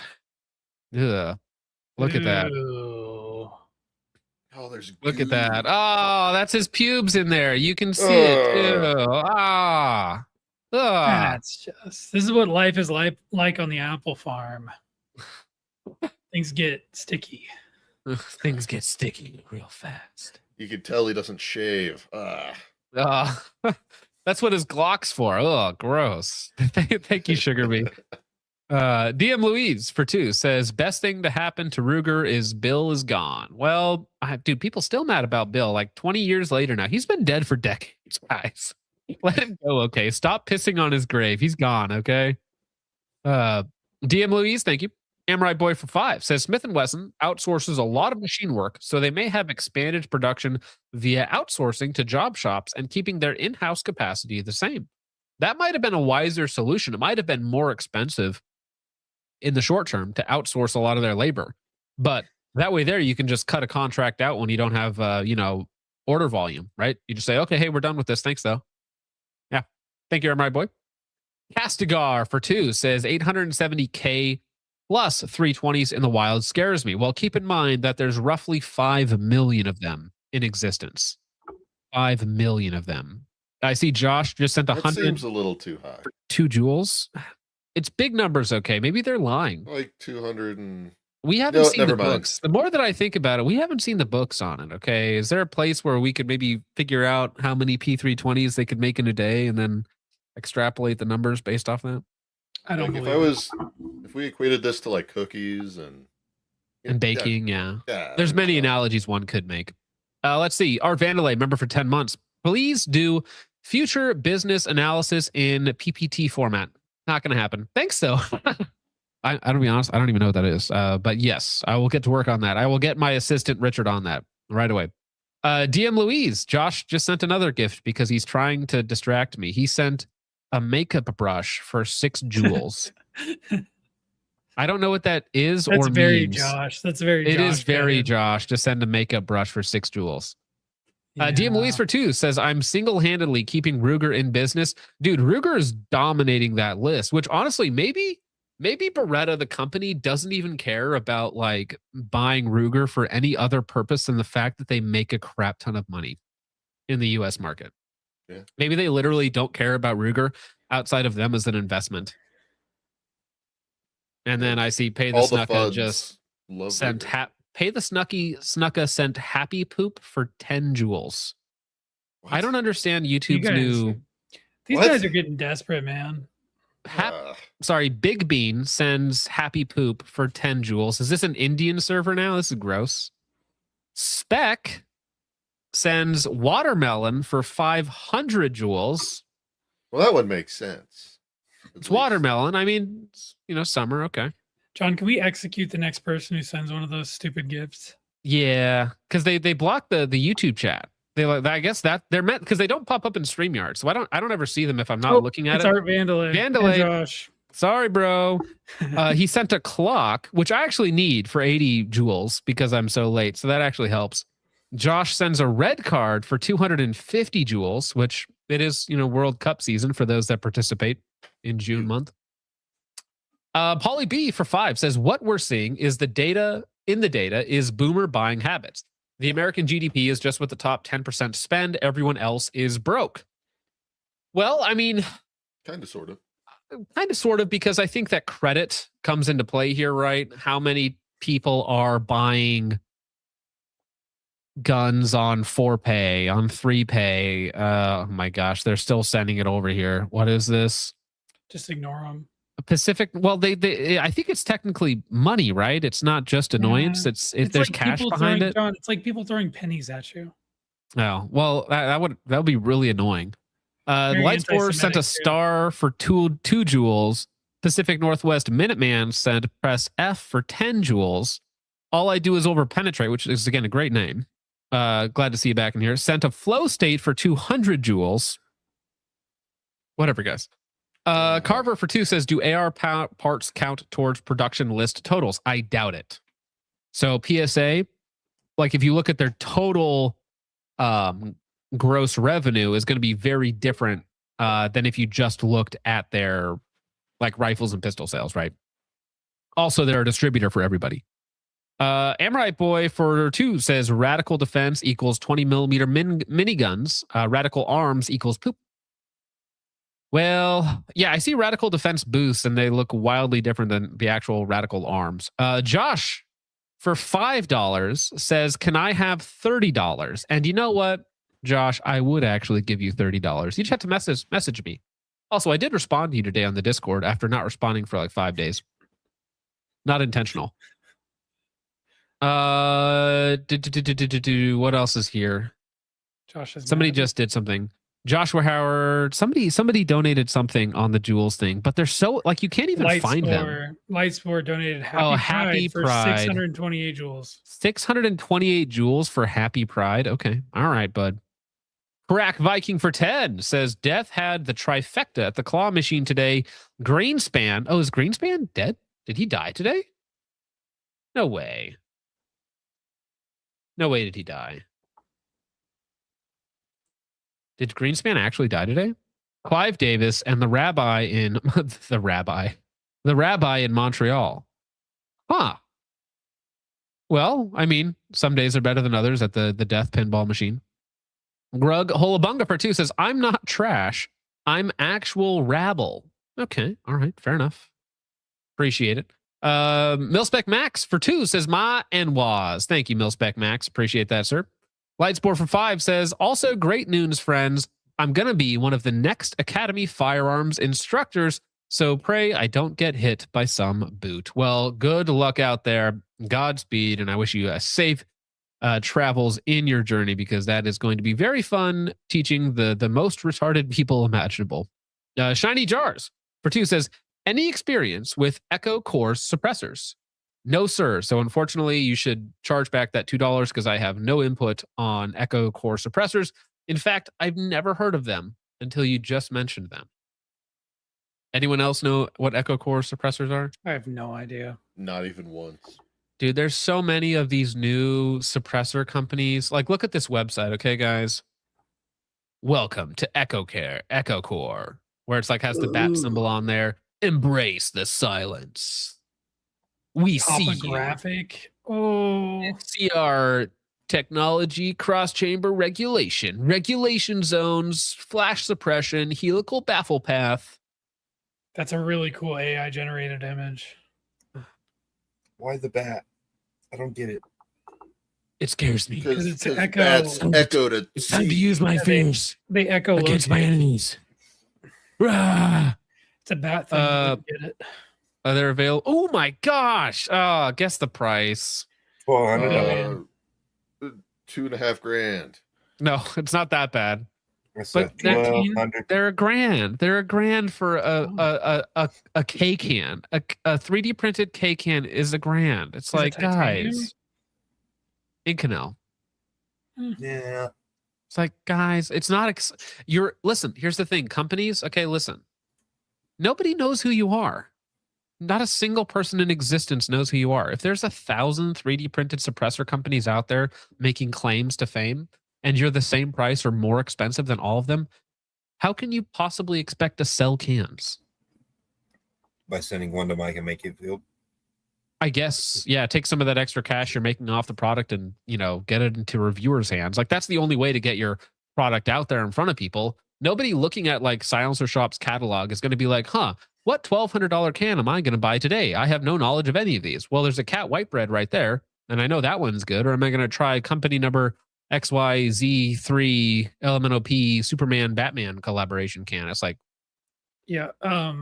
My suggestion for the Hypebeast, CAG, Bro, can companies, just send your suppressors to Hawkeye Penny. He will give you the best publicity you could ask for. He will give you undying loyalty. That's all. That's all I got to say about that. all right. Did somebody say that I look Blasian? Unbelievable. I think they're talking about Dank. Dank You looks look kind of Blasian. Turkish today, John. I do look Turkish. I am Turkish. You didn't know that? Campbell. It's a very yeah. Turkish name. You're, Durka. you're in a Turkish place in your life right now. Some days I feel a little too Turkish. Coral Weezer for 2 says, can Jake do 6'7" with his feet? No. Fuck you. You can't. What's the price tag? Out of curiosity. It's just not going to happen. What do you mean? Everybody has would- a price, Jake. In a different world, You want me to what throw would my be- legs up in the air and start doing this crazy? Well, but what Yes. would it be? I don't know, John. I don't know.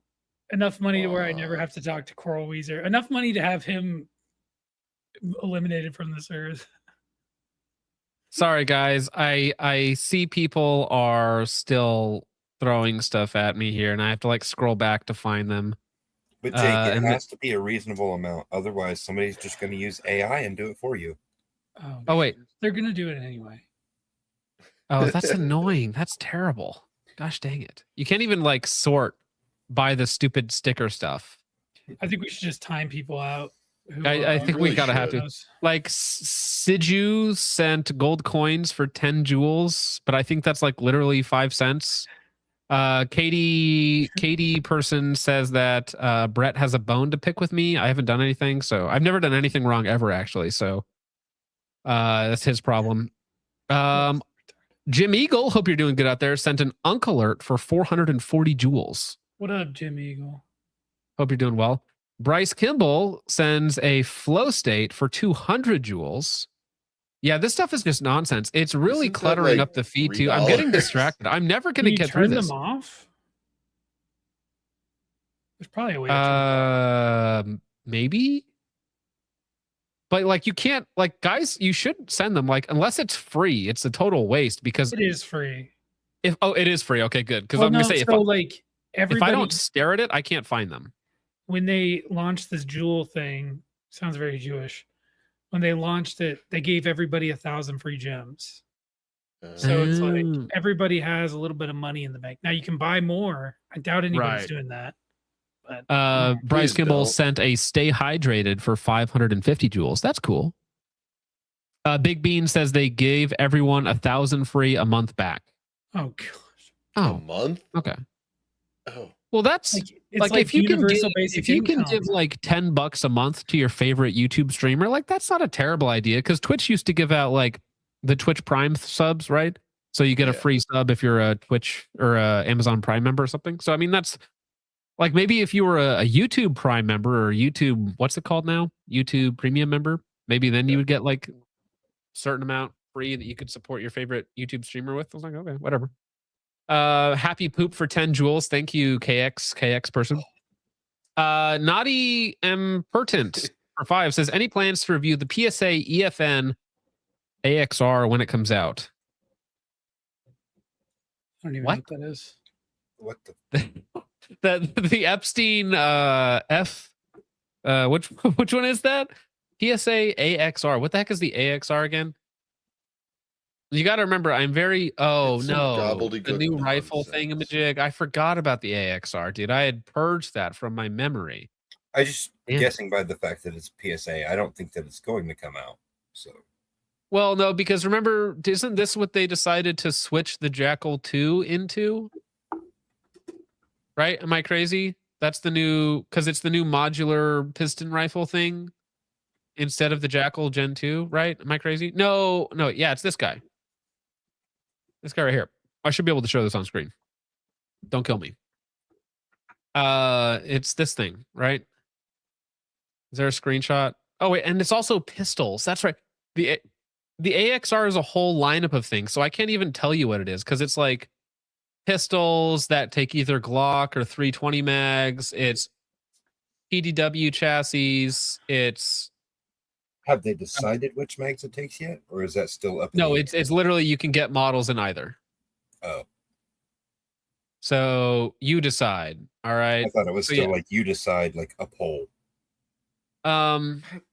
So when you Doesn't ask me even to look review the PSA AXR, like, what do you mean by that? I'll Like, give you a review all right of it? now. I'm not gonna buy it, and it kind of looks gay. I mean, it's like I can only get so excited for another polymer frame striker fired handgun, and that level of excitement is basically zero. Boondocks Balloon Knot for 2 says, we hate trench. Well, that comes straight from Boondocks Balloon Knot. Shiny Jars for 5 says, Echo Core suppressors take first and second place in the 5.56 category at the 2025 Silencer Summit. Any of you guys know what the Silencer Summit is? No idea. No. It sounds So- like something where a bunch of influencers get together and jerk each other off. Here's the thing, guys. If you are so deep into the suppressor game where you're like comparing spreadsheets and different things about your 5.56 can that like, oh, it won this award at the 2025 Silencer Summit and it has the number 3 rating on Pew Science and this configuration. I'm like, at some point, it just doesn't matter, bro. You just have to get a can that works for you, right? And if all you care about is noise suppression and having the bestest number of all time, I just imagine that you don't shoot very much and it just doesn't matter, right? That's just my intuition, right? My intuition is if you're somebody who just nerds out over numbers, like all you care about is the number, and you don't care about anything else, then like just buy the one with the best number and stop asking me, right? Because Honestly, if that's dude, all you're ever going to compare, like, yeah, whatever, dude. honestly, just go like take some photos of trains or something. Be autistic about something else, man. I mean, because it's like I get like caring about like back pressure and like weight and stuff like that because those things actually matter when you're shooting a gun. Again, 5.56 is never quiet. Yeah, sure, one can might be 2 or 3 decibels quieter than another, but it really, when you're wearing headphones, it really doesn't matter all that much, right? So again, if you want to nerd out about it, go ahead. Yeah, if you're shooting anything supersonic, it's gonna be loud regardless. Ash says send a stay hydrated for 550 joules. All right. Lightsport for 2 says John started donation goal for feet 6-7. Well, I think Jake said he would do it for $100. Is that what I said? I think so. I heard it. It's in the group chat. I don't even know how I would physically do that. It's possible. You know, just roll your chair back a little bit and wave the feet in the air and do the 6-7 thing. I've already lie on figured it the out for you, bro. ground. You lie on the ground on your back and you kick your feet up like that. Come on. That's okay. Liberty lives in 1776, sent 6-7 for 67 joules. Coppertone for 2 says T. Katie. All right. Totally cool day. Hard Ringer becomes a new YouTube channel member. Zorp member for 1 month. Hey, stop typing in the chat, Jake. You got a job to do Sorry, here. what? Says, I didn't pay for this. F you all. I don't know who said that. Someone must have hacked my account. KD9BG sent Unk Alert for 440 joules. Stop doing. I have to read in so many places at the same time. Josh for 2 says Jake trying to take food from John's family. Shaking my head. It's for Jake's family. It's not for me. This has nothing to do. This is altruistic John here trying to earn funds for Jake's family here. Okay. And I hate my family. So I'm just kidding. I'm just kidding. Naughty Impertinent for 5 says, was only familiar with the rifle, didn't realize it was a whole series of guns. Greatest fumble was them not naming it the Efficient Firearm Network. Oh, that's so good. Yes, the Efficient Firearm Network. Yeah, I assume you meant the rifle by your text here. So it's possible, but you have to remember I have to acquire PSA firearms through a third party. So they have to either sell it to somebody else and then I buy it from them, or somebody has to ship it to me because PSA won't allow me to buy anything from them. So It's called if I can't acquire it, purchase, guys. Come on. no, it's called the That's not legal what that is. transaction and transition of a firearm. Now it's 2026. We can transition our firearms. Okay, it identifies as my firearm. Like, I work for you. I'm an employee. I can buy it and let you review it. That 1099 spec for 2 says the AXR line will release in Q4 2037. Yes. KX sent a press F for 10 joules. Jim Eagle sent a press F for 10 joules. Did I miss any? No. Okay. I think you're thank you, thanking people for like 5 cents right now. Nice. It's I don't know, man. Jim Eagle for 2 says Jake loved the Carnicon tea better than Josh Fortune cookie cookie. tea? Fortune cookie tea? Yeah, Josh's Okay. tight fortune cookie. It's a good inside joke. I see. Jim Eagle for 2 says John over simulator with these gems. Yeah, you guys got to stop. There's too many sections for me to check at the same time.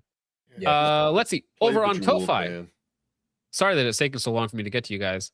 Breakfast Paladin for 3 says, I'm looking to start USPSA, but I don't really have any great full-size guns. Do you think I could run it with the Smith and Wesson Shield X? That's way too many consonants and syllables in a row for me to get right. Plus an EPS carry. That's the biggest gun I have aside from my H&K USP9, which doesn't have an optic. Christ is king. PS, send me an invite to the Discord. I will do that. Let's see. I would just go with the Smith and Wesson Shield X and EPS carry because that is a fine handgun. And as long as you can get like a 15 or a 17 round magazine, you'll do okay. You know, it's obviously not going to be the most efficient setup for USPSA, but I think you will do just fine. And it's fun, especially at locals, like at a 20-person local match. Like, nobody cares, dude. If you can shoot, you're still coming in the top half, like easily. Use So what just you get out there and got, do it. And if you really, really like it, buy something in the future that's specifically made for it. No, I see people run Glock 19s. We had a guy at the local match on Saturday running a P365, right? With like a 17 round magazine. So it's like, it's doable. People do it all the time. Subarctic Psycho for 10 says John's dishwasher has to tell him how to operate a washing machine, lol. Well, that's the thing. I have multiple dishwashers doing the job. So it's just, I got to get them to talk to each other about how to get that done. Lol, embarrassing. Also, glad your hair is growing back. You look like a Wasilla wigger before. What's a Wasilla? Is that a slur that I'm not aware of? Wasilla? Who knows? Wasilla wigger. Well, I appreciate that. Art Vandalay for 5 says, wouldn't it be neat if a big holster maker released an annual report of sales of each make and model so you could get a sense for what's actually popular based on what people are carrying? Well, that's assuming that people carry guns, right? I mean, I imagine like the people that actually carry a gun seriously every day is like 5%, maybe 10% of all gun owners actually carry every day. I imagine that proportion is really low, like really, really low. Genotion for 3 says, should I get an RMR or an Acro?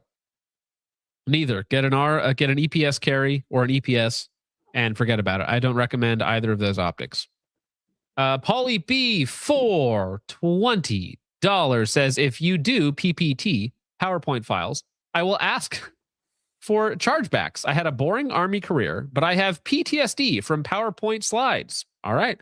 Happy white boy summer. Christ is king. No big toe money this time. Surprise me. Oh, surprise me? Oh, geez. No big toe money. Thank you. Here we go. Well, you're not going to like the surprise, but here you go. You're getting called a slur. I don't know which one. Whichever one I feel like saying at the moment. You're getting called a slur.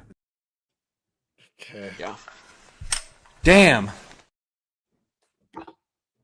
Thank you. Thank you for that, Polly B. I appreciate that. And you know what? So does the audience. Okay. I appreciate that. And all the Ko-Fi members for not giving their money to Indians, even though half the YouTube chat is probably still throwing jewels, and I can't figure that out.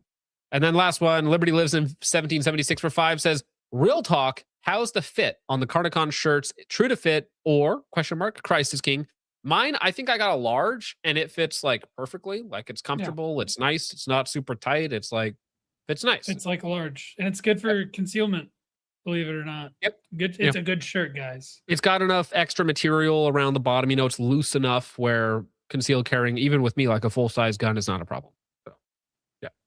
Good t-shirt, $30, but you're supporting somebody who cares. All right. Well, finally. Josh is telling me I got to shut up. So I got to go, guys. Josh said so. All right. Well, fine, Richard. I hope you have a good night and a good day at work tomorrow, man. Appreciate you very much. Safe travels out there. Also, if you could not get your arm crushed in a tractor or lawnmower or whatever else equipment that you're working on, that would be great. That's generally not good for you. I'm going to do my best. Say a prayer for me on Wednesday. Got to take my doggo in for surgery. It's going to be a big one. So, ooh, that's never fun. Good luck with that, man. Appreciate you. Thanks. Love you guys. Love you. Good night. All right. Oh, well, he loves us. He loves you specifically, Dank. A little too much, though. It's weird that he talks about you when you're not here. What? It's like the mustache does it. Mustache does it for him. He's like, did you see Dank? Dank shaved his mustache. It's like, looks good, doesn't it, John? And I'm like, what are you talking about? He talks about twirling your mustache hairs with his tongue. I thought it was kind of weird. Oh, well, that was another level, Jake. That was one of those things where it's like, you know, there's a joke and it's like, oh, that's funny. And Jake is like, all right. And then he wants to rape you. It's just like one step too far. He's actually really gay for you. It's like, oh, okay, great. Whoa. Thank you. Speaking of gay for things, that was a bad transition. Okay. Wow. Speaking of transitioning hairlines, no, we have Mike. Okay, we got Garantham. He did a Big video Mike? on the Mark I, Big Mike. There's too many Big Mikes. Okay, that name, that title has already been claimed by the true Big Mike. Okay, but anyways, Garantham did a video on the Mark I. It's a 47-minute long video, so I don't, as somebody who does like 3 or 4 hour streams at times, I get the length. Okay. I understand it. But for video purposes, I mean, we can tighten that down a little bit. Okay. We can be a little tighter with our language here. But I actually watched the video, the entire thing, all the way through, taking notes. Okay. Because I got to compile the full list of everyone and all the wacky things they say about the Mark I. And I'll have you know that Garantham's video on the Mark I is fine. It's pretty good. Like, it does all the things that it needs to do. He talks about the issues with Sons of Liberty Gunworks and their early marketing and some of the things that had been said and the stuff that led to confusion. Now, keep in mind that he's also, I would say, from the outside perspective, relatively good friends with the people at Sons of Liberty Gunworks. Like, they allowed him to shoot and film at their range when he was deployed. So if you remember, this was like years ago now, 3, 4, 5, 6 years ago, where he was deployed somewhere and he needed a range to shoot at for like 6 months or something like that. So the Sons of Liberty Gunworks guys let him shoot and film at their range for like 6 months. So for like a 6-month stretch of videos, everything was filmed like at that specific range. So there is a bit of a working relationship there. Totally fine. There's people that I like in the industry as well. So not really an issue there. I only really noted 3 minor issues in the video where he either stated something like minorly incorrect or quoted the wrong figure in a couple places. But other than that, the video's fine. Again, he addresses some of the drama. His key takeaways are like, he says everything in a much more positive way than I would, but he says like, it's an accurate rifle that has a nice rail that's probably overpriced. And so his takeaways are almost identical to mine, whereas I'm just like a lot harsher on the marketing and the materials that Sons of Liberty Gunworks has put out on the Mark I. So honestly, his video, is fine. He does generically mention the scam one at a point in the video, which, it's me, right? I get it. It's fine. It's fine. But his conclusions are slightly different. He's a little softer on it than I am, but it's overall like it's a fine video. It's a little long in the tooth and could definitely be tightened up. And I think some of the stuff in the video is a little silly, but other than that, it's a fine video. So there's really not a lot to respond to. But I know that people were like, oh, did you see that? Mike, did you see the Garand Thumb? He made a video. He talked about the Mark I. You got mentioned in it. Not really. It's not really that important, guys. It's fine. There are a couple things that'll come up in a video in the future, but not much more than that. Now, Garand Thumb wishes that we mentioned him on this stream more than we do. Okay. It's the other way around, guys. No, he doesn't. No, he does not. Because listen, all right, you can go to the comment section on his video and you can ask why certain people aren't there right now. Jake, Dank, are either of you purveyors of Garand Thumb content? No. I've kind of stopped watching his stuff overall. Well, if you watched more of his recent content, there's somebody that was there that's not there anymore. And there might be some reasons behind that. Okay, so there are things happening in the background. Okay, just wacky little things happening that I'm sure he would appreciate not being talked about. And there's nothing concrete yet, so there's nothing to talk about. But okay, there's things happening in the background. So like a Diddy situation or what? There ain't no party like a Garand Thumb party. It's again, it's not him specifically, but the allegation. Well, I can't even say it because otherwise people will look it up. It's not allegedly. No, somebody just. I mean, again, there's police reports to back all this stuff up. This isn't like conjecture. Okay, I'm not just pulling stuff out. Okay, but listen, nothing is confirmed yet, so we're just letting it ride. We're just chilling. We're just waiting to see what happens on it. That's all. Okay. Amazing. But you know what else is amazing, Jake? What?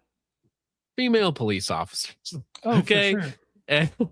And the fact that they are here to protect and serve and occasionally murder civilians. Just a little oopsie every now and again. Now, listen, guys, there was a mass do we call it a mass shooting if the cops and the perpetrators are 1 and 1? Like, does it count as a mass shooting if the perpetrator is even with the cops in terms of the body count? No. That's a good point. Right? Because it's like, oh, 2 people are dead. It's like, well, but the perpetrator only got 1. The police officer did the other one in. Yeah.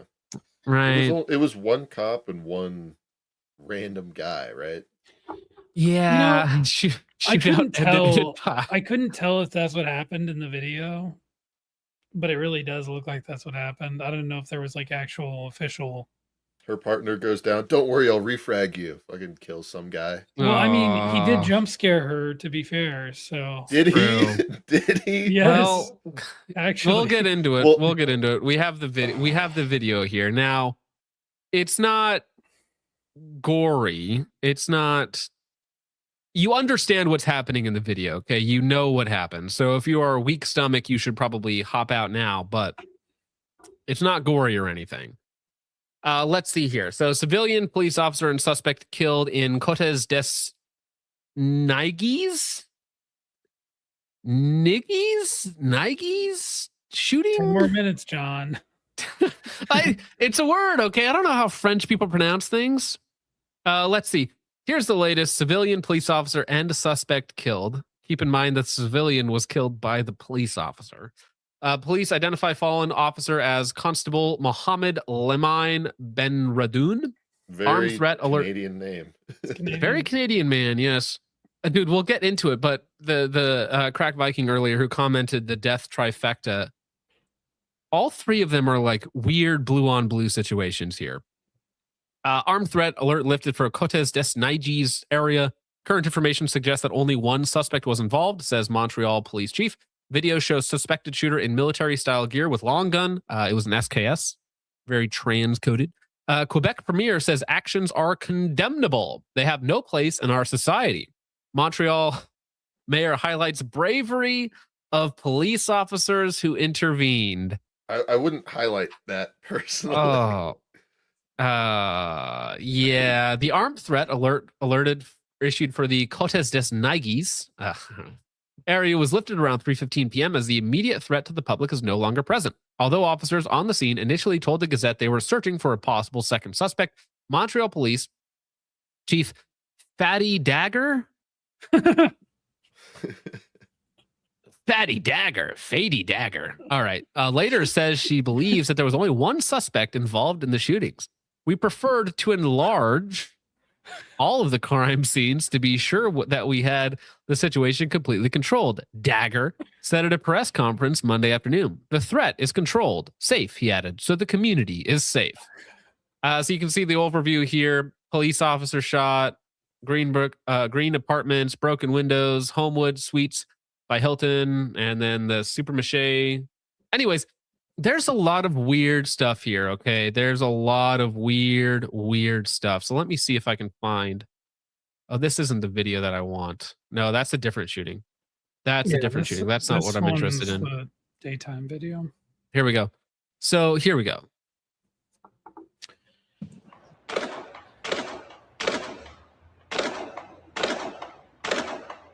Everything started around 11:35 and then went on. Right away, the police officer, the lady and the police officer who died respond to the call immediately, and there's an exchange fire on the level of the streets. We received a 911 call coming from a citizen. Whoa, pause it. So, well, check that out. You notice some of the people here in the background are practicing Jews. Shabbat shalom, guys. Now, Canada has a semi-large population of Jewish people, so that's not necessarily out of the ordinary. But you guys are going to be shocked to find out where the shooting took place and where the gentleman who got shot, the civilian who got shot, came out of, and what he happened to be at this location, right? So maybe this is like not such a bad thing. It's like, it's, you know, okay, it's just interesting, okay? It's just interesting. That's all I'm saying. I don't know, but I don't think it was police target, but maybe we'll see what the investigation will tell us. But it was a 911 call from a citizen telling us that somebody was shooting from a specific place. And at that moment, when the police came, that person wasn't on the different floors. He was already on the rez-de-chaussée. Then the crossfire started. We know that the person, the main suspect, the way he was dressed and the way he was behaving, he's the one who got shot right away. But for the other person, I don't have the details yet. It's a very, very sad day. Okay, well, anyways, I don't need him moping on about. So we do have some footage here of the, this is from Canuck Mercenary, of the active shooter situation. So you see police officers in riot gear running around, doing their thing, responding to the shooting. And I believe actually you can see this angle, the shooter, downed police officer, downed civilian, female FOID police officer also are right over here in this area at this point in time. I believe this is either right after the whole situation went down. Oh my god, they got the fucking riot shields.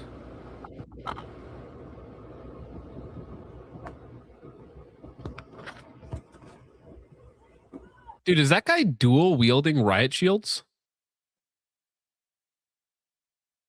He can't get shot now. It's that elite Call of Duty strategy. Is that a stretcher? One riot shield on the back, one riot shield on the front. That's a stretcher, though, isn't it? It's got to be a stretcher and a riot shield. He's the team medic. Try not to get shot with the stretcher.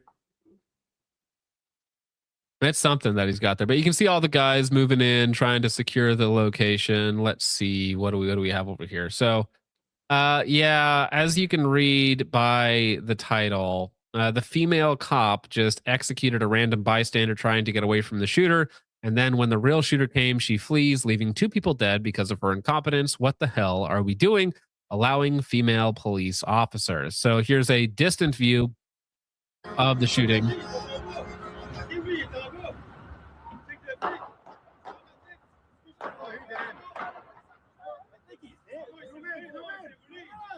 So right here on the left, you can see a female police officer hiding. To the right is her comrade, who is unfortunately going to die in the situation. He's going to bleed out behind the vehicle. To the left, you see this man. This is a civilian who happens to be a Chabad Lubavitch rabbi hiding right there. And he is about to jump scare the Foyd and get himself killed. Now, I say get himself killed as if it's his fault. It's really not. The woman is completely unaware of her surroundings. She doesn't know what's going on. She's not trying to help her fellow officer. She's not returning fire. The only time she does fire is when she's confronted by the rabbi. Nice hit, he's hit. No, you touché, you touché.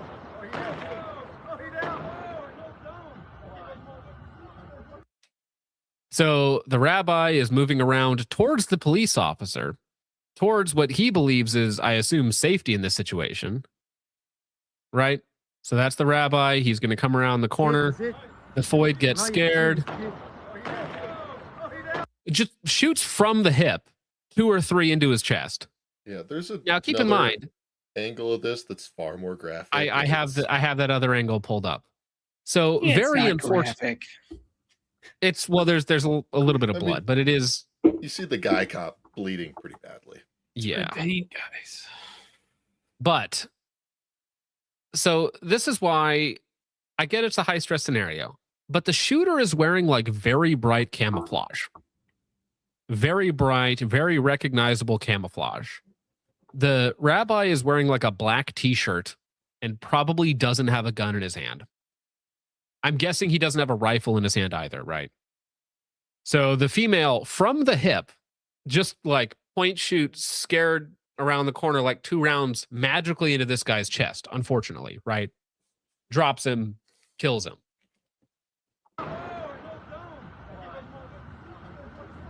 And keep in mind, the shooter here is using an SKS, so he's like loading off of stripper clips.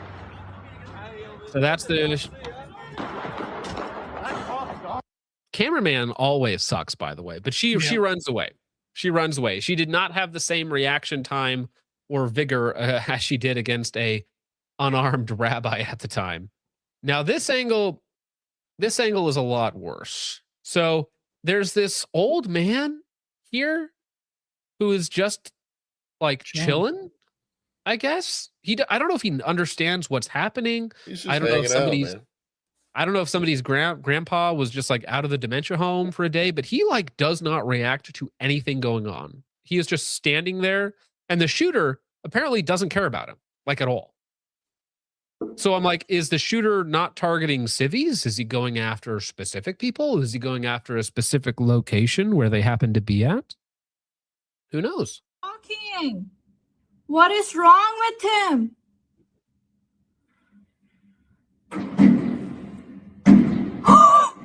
Guys, what the fuck? He's just shooting the car. I'm going to skip forward like a little bit just because. So you can see the shooter here wearing, we have a picture of him close up in just a second. Let me actually pull that up. Where did I put that? There's that. So we'll take a look at that in just a second. But here he is reloading his SKS from stripper clips, wearing, old military paraphernalia. And then she's going to gasp because, unfortunately, that police officer has made it to safety, but is not in good condition, and I think does pass away here. Oh my god! Oh my god! Oh my god! Oh my god! What the fuck? And then you can see the rabbi there attempts to get to safety, is trying to move away from the perp. The female police officer has literally no idea what's going on, apparently, and doesn't realize that there's a civilian there and thinks that it must be the bad guy. Because remember, her entire POV is like a brick wall. Like this is her right now. She's tunnel visioned into a brick wall. I don't know if she's saying staring anything. at a planter. It's like she has no idea what's going on around her at all. Right? None. So, I mean, she is just waiting to be jump scared, praying that it's not that guy. Oh my god! Oh my god! Oh my god! Oh my god! What the fuck? And then she turns burns the guy. Then the actual shooter starts moving up. Why is he? And then she runs away, right? So she lives, her partner dies, and then she murks a rabbi. So 1-1 on the scoreboard as far as police officers and their shooting goes. Now, here's what the posthumous picture of the shooter is, which is wearing, I don't know what camouflage pattern this is, but it's pretty stark. It's pretty obvious in an urban environment. I think it's some kind of like Temu Rhodesian brushstroke, if I had to guess. Oh, is it? That's what I saw online. People are saying it's like not quite real Rhodesian brushstroke, kind of like knockoff. Cheapo, whatever the CIA had laying around. Here's a picture of the weapon. It seems to be a SKS with a foregrip. Another L in the foregrip column. Okay. Another L in the foregrip column. Sorry, dudes. That's a Rhodey brushstroke. Rhodey brushstroke. All right. Now here, this is interesting because you'll be interested to know that the shooting took place at or around the Pornhub HQ, which would explain the presence of a lot of Jewish people. Because if you don't know, Pornhub is run by a Jewish rabbi. How funny would it be if the owner of Pornhub just happened to get smoked by a random Foyd as a heckin' mass casualty event was going on outside? Like, isn't that just weird? Isn't that just like fishy? Isn't that just odd? Strange. It's the most fishy thing. It's a coincidence. Well, the tweet here says, who knows if this is true or not, it says something most people miss is that the Montreal shooting today happened exactly where the Pornhub HQ was and is. The shooter's manifesto allegedly talked about incel apocalypse. Now, an incel who is, let's say, full of rage at the world that he's been gifted, where women are whores and men are losers, and it's just this disgusting, anti-family demonic world that he's been thrust into. And somebody who doesn't have an outlet that's, God or family or anything positive in his life, you might see how he would want to take out his anger and rage on, a place like this. So was it targeted? Who knows? But it is just convenient that he happened to be engaging police officers and people around this location. And one of the people hanging around here, again, because Pornhub is owned and run by Jews, I wonder why, happened to get smoked by a female police officer, not even the shooter. So is it all related? Who knows? Who knows? I have no idea. We might never know. So Jonathan, that is I hate to be that guy. I am going to leave early tonight. I am very behind on sleep, and I have a job. Unbelievable. Which is unfortunate, but totally understandable, Jake. I appreciate it. You're a good sport. Get some sleep. Anything else you want to say before you get out of here? I love you guys, despite what I might say about you behind your back or in front of you. Christ is king. Always has been, always will be. And enjoy the rest of the stream. Enjoy the rage bait. There's not too much rage bait. Some of it's funny. Oh, well, that'll be good. All right. Peace out. Have a good night, Jake. Appreciate you. That's right. And then there were two. Well, you know what? I think it's dose, actually. Dose. That's right. And then there were dose. But okay, so we're going to start off rage bait. But it's not even rage bait, okay? I think this one, what's a good way to describe this? Retribution. Deserved retribution, okay? If you're going to be a chubby chaser and be part of that stereotypical audience, maybe you just deserve this at some point. So I think this is just pure retribution. This is an older story, but it popped up again today, and I thought it was too funny not to share. So 300-pound woman arrested for murder after fatally crushing her boyfriend. Yes, it is a very, very fat white woman, and it is a skinny black man. And stereotypes exist for a reason. I think this one maybe hot take here, but this may be justified. Free my whale. She ain't do nothing wrong. Okay. Pure retribution for the chubby chasing Nappas.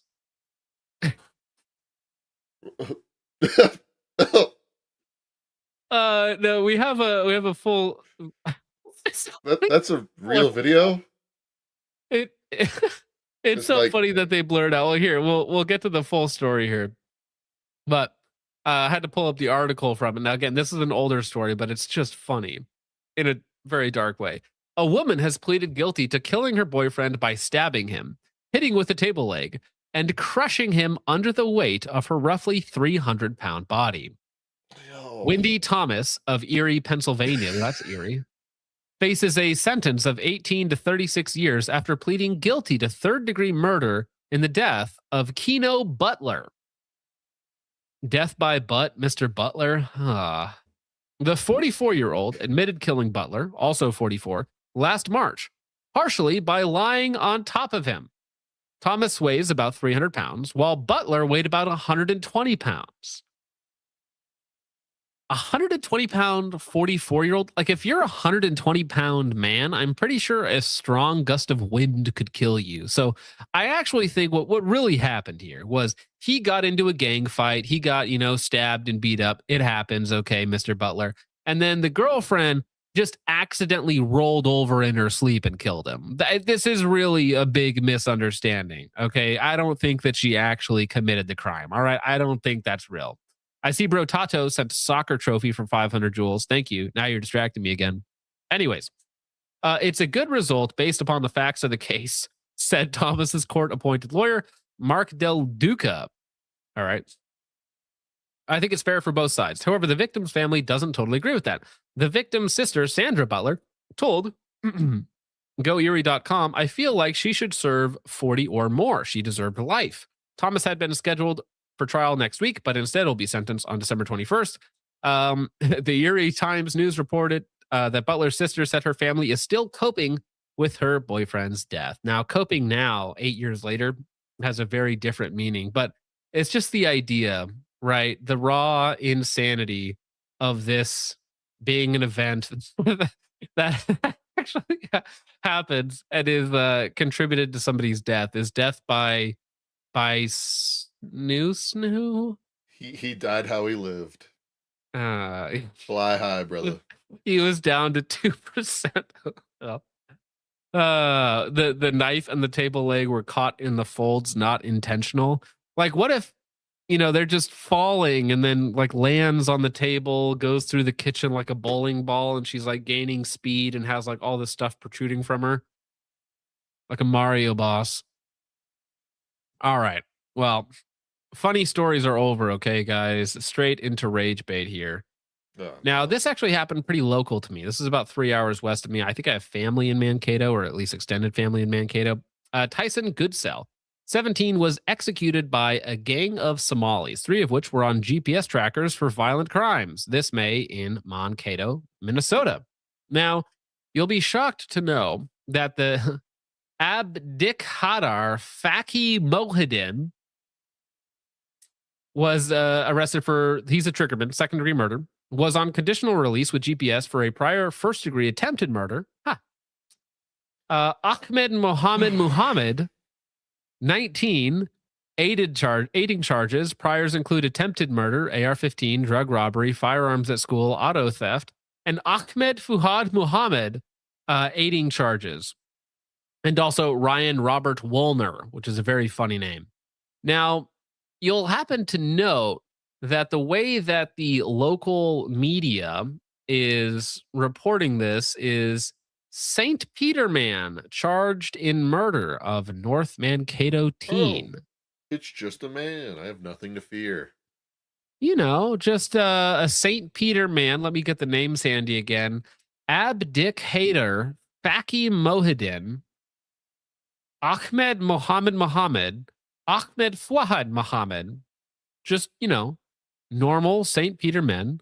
Abdikhadar Faki Modin, whatever, 20, has been charged with second-degree murder of Goodsell and faces additional felony charges for attempted aggravated robbery, conspiracy, and assault with a dangerous weapon. 3 other men have been charged in connection to the crime. Ahmed Mohammed, 19 of Savage, is being charged for aiding and abetting murder. Ryan Robert Woolner, 18 of Mankato, is accused of aiding and abetting the robbery and obstruction of the investigation. Ahmed Fuad Mohammed, 23 of Shakopee, is charged with first-degree attempted robbery and conspiracy to commit robbery. May 23rd, the death of Goodsell, a 17-year-old student athlete at Mankato West High School, became the subject of homicide investigation after authorities found the teen suffering from a gunshot wound. Around 11:03 p.m., North Mankato police received several reports of a gunshot being fired in a residential neighborhood and a silver Chevrolet Impala fleeing the scene soon after. Goodsell was found in the driver's seat of the vehicle that had rolled back into a residence. Responders transported the teen to an area hospital where he was pronounced deceased. The autopsy performed at Ramsey County Medical Center concluded that the cause of death was homicide by gunshot wound to the head. Executed, your teenage son executed by a group of Somali gang members. Very cool. Just Minnesota thing. According to court documents, a witness told law enforcement that Goodsell had been planning to sell THC cartridges in a drug deal. The man Goodsell was reportedly planning to sell was confirmed by law enforcement to be the owner of a Chevrolet Impala, like the vehicle that was reported fleeing the scene. Security footage from the night of the shooting showed the Impala driving in tandem with a Ford Focus owned by Fuad Mohammed the night of the shooting. At 2:53 a.m. the same night, Mankato police found Mohammed and Fuad Mohammed, in a ditch along Range Street and Highway US 169. They told law enforcement he was looking for a vape cartridge. Police made contact with the owners of the Impala on May 24th, who said that Woolner had asked him on the evening of the 23rd if he had any plugs to rob. Woolner then reportedly said he was trying to rob Goodsell and asked the witnesses to set up a deal in exchange for $100. Witness said he agreed to coordinate a purchase of $2,000 worth of black market cannabis products. With the deal arranged, Woolner reportedly took the man's Impala and cell phone to the meeting location at 10:30 p.m., so Goodsell wouldn't suspect it was him. Later that night, Woolner returned sounding winded or excited, stating that Mohideen had shot and killed Goodsell after the teen had driven over his foot. According to the witness testimony, Woolner said he was shot there. He was not there for the shooting, but that Fuad Mohammed was on the scene. In a statement, so we have a drug theft, stealing deal, robbery. Oh, your mic is disconnected. Oh, did it actually cut out? Yeah, you're super quiet. Is it still bad, or did I change it? Keep on talking. Hello. What did I do? You're still really quiet. I don't know if the wire got messed up or something. It sounds like it got partially unplugged. Check 1, check 2. We back? There you go. Okay. So this is just a drug deal gone sideways because they were just planning to rob the plug. Now, what a 17-year-old high school athlete is doing as a drug dealer, that to me is like wild. That's terrible. You're already putting yourself in a terrible situation. Right. I know people like that in real life. One of the guys I went to middle school with is now in federal prison for human trafficking charges because he got into the wrong stuff, shall we say. I mean, it's such a bad path, and it's going to lead you, it's going to lead you to prison, or like just these are the type of people that you're interacting with. Yeah, you're making some short-term money. I'm sure it's good. I'm sure it's fun as a kid with, fried dopamine receptors. If you're trying to just have a bit of a thrill, you're trying to make money, you're trying to live fast, you're trying to party, you're trying to do all this stuff. But you're putting yourself in a situation where you're dealing with Mohammed, who will kill you for a slight insult, or who will try to rob you and then kill you. If you're regularly dealing with people who have Star Wars names, you're doing something wrong. Yeah, Muhammad Durga Jihad. Yeah. Also, the fact that 3 of them had GPS monitoring bracelets. Well, dude, What judge is letting him out? That judge should fry. Obviously, the judging. If the judge was doing his job, or her job, likely as well, then this wouldn't be a problem at all. Should be crushed under Acme anvils, cartoonishly. That's what needs to happen. The Acme steamroller, people in people. Well, again, so if we want to be fair to everyone involved, like the kid should not be doing this. This is really stupid. The parents need to be involved in their kid's life and make sure that this can't even be possible. The individuals, the Somalis, the quote unquote people, need to be held to the fullest extent of the law, which again, I think is the Acme ball crusher or the penis exploding chamber or any of these other wacky justice methodologies that we can dish out on them. The judges that let them out, that let them run around after committing attempted murders. Like, I just don't think that that's reasonable. And I don't think those judges should be allowed to quote unquote judge anymore. On top of that, then you got to take it all the way up the chain. So then you got to be like, it's Minnesota. So maybe the people who allowed them into the country, maybe, I don't know, the governor or maybe, some other politicians, maybe some senators from Minnesota, we should also like figure out a way to dispense justice on. I'm just saying, okay, I think we need to hold everybody in the chain responsible. Yeah. This is just a complete systematic failure of everything. Yeah, everything, everyone in the list. All right. Last story for tonight, ladies and gentlemen, is a similarly dark story, but it's at least a mom maybe made some mistakes in her life prior, not really that important in this situation. Indiana mom killed protecting son during Facebook marketplace robbery. 18-year-old suspect arrested. Like, guys, I don't care if it's a drug deal. I don't care if it's where we just saw the other day where a father got killed because somebody was trying to steal his dirt bike, right? I don't know if you saw that floating around, Dank, but there was a father who was trying to sell, I think it was a dirt bike, and the black guy gave him a bunch of counterfeit money, and he was like, no, I'm not accepting this. This isn't real. So he's like, they're yelling at each other. The black man pulls out a gun and guns him down. Right? It's like, you just can't do this, guys. Like, listen, there are people I just don't sell to. There are people I just don't talk to. There are people that I do not put myself in dangerous situations with ever for any reason. Yeah. Why would I? I'm a father. I'm a husband. I have no reason about these things. I have no reason to put myself in harm's way over petty, silly, stupid things like this, right? And that's call me racist, but you can't call me dead. Like, well, and that's coming from me, who is caring and capable. 99% of these retards are not caring and not capable, right? Yeah. And I'm advocating for the caring and capable to make their situations as safe as possible. Yeah. Right. Avoid these situations whenever possible. If you're a woman and you're not caring and you're not capable, like, you are literally existing upon the benevolence of animals. Right? If you're a 40-year-old woman in some sort of altercation with anyone who's bigger than you, any man of any race, you exist off of their benevolence. And I'm going to keep it real with you. Some people are less benevolent than others. Mm-hmm. Right? Yeah. A heroic Indiana mother was killed when she stepped in between her son and an 18-year-old gunman who had pulled a firearm in them during a Facebook marketplace sale. Jean Gregg, 40 years old, and her teenage son were selling a watch to a prospective buyer, John Ford, during an arranged meetup on the front porch of their Edison Park, Indiana home near the University of Notre Dame on June 10th, South Bend police said. Gregg's son had planned to sell the watch to Ford just before 10 p.m. Family and friends said the exchange was common for Gregg's son, who has made sales through Facebook Marketplace many times before. Ford allegedly pulled out a handgun while he was inspecting the timepiece, because these people are lying, disgusting thieves, right?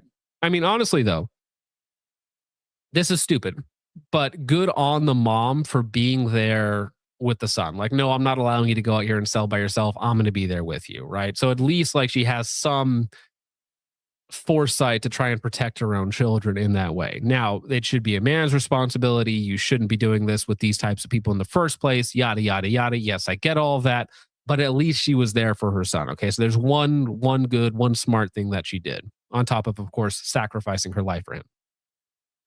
When Jean stepped in to support her son, the man went over the edge. Family friend Deborah McKinley wrote on a GoFundMe. Gregg, an office manager for H&R Block, wedged herself between the two teens and pushed the suspected gunman away and off her property. Ford allegedly fired multiple shots at Gregg, who was walking up her driveway back to her home as her horrified family watched. She was struck in the head by one of the rounds. Does the right thing, gets in between the gunman and her son, pushes the gunman away, pushes him down, walks back up, gets shot in the back of the head. Situations like this are exactly why whenever I buy anything off of Facebook Marketplace, as a Facebook Marketplace connoisseur of buying dumb shit, I always bring myself and a buddy, and we're always both carrying because you never know how people are going to act. And, 100%. yeah. Now, you dang. just got to stay safe. I haven't showed you the picture, but it's an 18-year-old young man. Well, they described him as a teen, which means black. I'm not surprised. There were signs. There were signs that you shouldn't try and do a deal with this guy. Yeah, I would, if I didn't know what they looked like and I opened the door, I'd immediately close the door and be like, oh, you got the wrong house, man. Just don't interact with that. You see somebody with dark skin and dreads, just turn around. It's that simple. There's no point. Somebody else will buy your knickknack. Somebody else will buy your watch. Don't worry about it. Nearby security cameras captured Greg falling to the ground as Ford ran away, according to court records. Greg was rushed to a local hospital in critical condition before she was declared brain dead. She was taken off life support by 6 p.m. on June 13th. My superhero, Greg's son, told WNDU. Greg was remembered as a traveler who enjoyed spending time with her son and friends. She was a nurturer. If anyone close to her was sick, you could count on her to take excellent care of you. Jean was a dedicated, wonderful mother, very loving and caring, always putting her son first down to her very last breath. He was her whole world. Ford was tracked down, the gunner. Yeah. Gunner spelled backwards. Ford was tracked down to an apartment complex 2 miles from the scene of the shooting. Police also found the suspected gun dumped over a fence at the complex. Ford allegedly admitted to shooting Greg during an interview with police because blacks are retarded. He has been, and that's not even like mean, that's just like accurate, right? I mean, we used to classify people with an 80 IQ as retarded, and like the average black in America, like 74, 75, something like that. He has been charged with murder, attempted murder, and robbery in the shooting. Ford is being held at the St. Joseph County Jail without bond, according to police. Well, hey, at least he's not out to murder someone else. 18 years old, by the way. It's always the joke. When do I become dangerous? It's like 8? 12? Whatever. 12? I don't know. 12 is even high. I mean, I don't well, even... listen, the one that always comes back to is when the group of teens, they were like 12, 13, 14 years old, were shoving rocks in a girl's mouth to keep her quiet while raping her. Yeah. That one always comes back. So yeah, about 12, 8 to 12, somewhere in that range is where the danger really begins. Yeah. All right, guys, we're going to get to your... shouldn't be here. Okay, well, they just need to be held to the same standards. Okay, I have a theory here. That if all of them were held to the same standard, that being jail or capital punishment or whatever it might be for their initial crimes, that they wouldn't be out in public to even commit these crimes possibly, right? I mean, listen, if we removed legally, 70 to 80% of some of these more problematic populations, we could actually let the good ones exist, and not be too problematic. Once we get rid of all of the problematic and corral them in these wonderful places called prison, we could, once the proportion is so small that nobody thinks about it during their daily lives, that we don't even have to worry about it. We don't have to care about it, right? That is true. But until then. All right. Ditch Hand Bomb for 2 says, Dank be in the spank bank. Please don't. All right. Well, that is Trench Grenade's alt. So, I mean, he just goes wild for those Mexican mustaches. Of course it is. Coppertone for 2 says protect, serve, and slay. That's, yes. Slay Queen. Holly B for 2 says, hear me out. Foyd reacted to the greatest threat. Community service? Protect and serve the community? Thank you, Polly B. Dr. Fuzzy, member for 11 months, says, get off the X. Never heard of her. Well, listen, I don't know. What could you possibly expect to happen if you're staring into a brick wall? I am just it's she's a child who doesn't have object permanence. So she's like, I can't see him. He can't see me. All right, I'm just going to stay here in my happy little safe space. Yeah. Yeah, my buddy's 2 feet away from me bleeding out. A Canadian Foyd cop whose partner is a guy named Muhammad or whatever it was. I don't expect her to have the best situational awareness. And that obviously was true because she crouched down behind a pillar, stared at concrete. A guy walked up next to her and she went Bang. Yeah, literally just immediately, like you could see her jump and react and go, from the hip, just bang. And that guy was probably like, "Oh, there's a shooter over there, officer. You gotta protect." Oh, my chest. Oh gosh, the Goyim have gone insane. Yeah. Thank you, Dr. Fuzzy. Probably that exact sentence was his last sentence. Help me.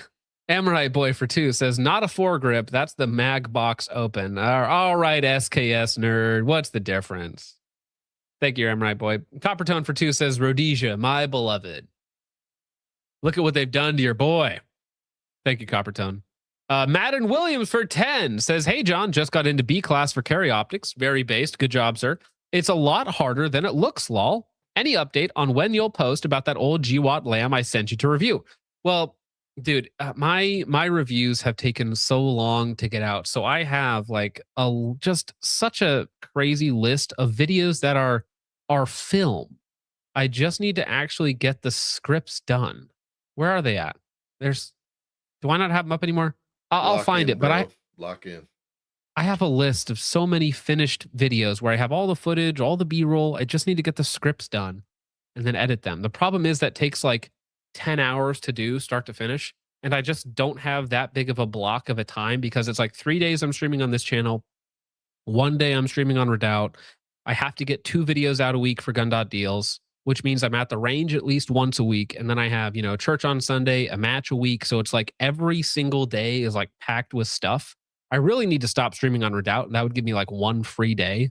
But yeah, and then you add any sort of travel or anything in there for bigger matches or multi-day events. And it's like, it's really, really hard to get the extra time to make a focus trip video. It is.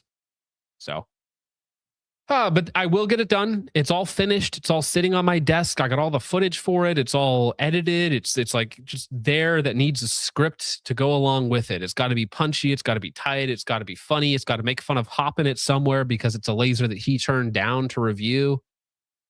So it's got to be good. Thank you, Madden. I will get it done. You have my promise. Ballistic Aviation says, you and I are drinking out of the same cup. John, I know. It's really, really annoying, isn't it? It's like, it's great. I love doing this. It's a lot of fun to hang out. It's good in terms of like finances. So it's good as like, I view it as like work, to do this, to make an enjoyable show for people to listen to watch to.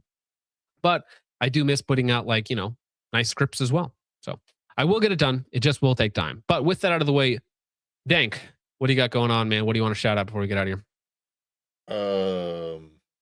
Not really much. Prayers are appreciated for my grandfather. He's in pretty rough shape right now.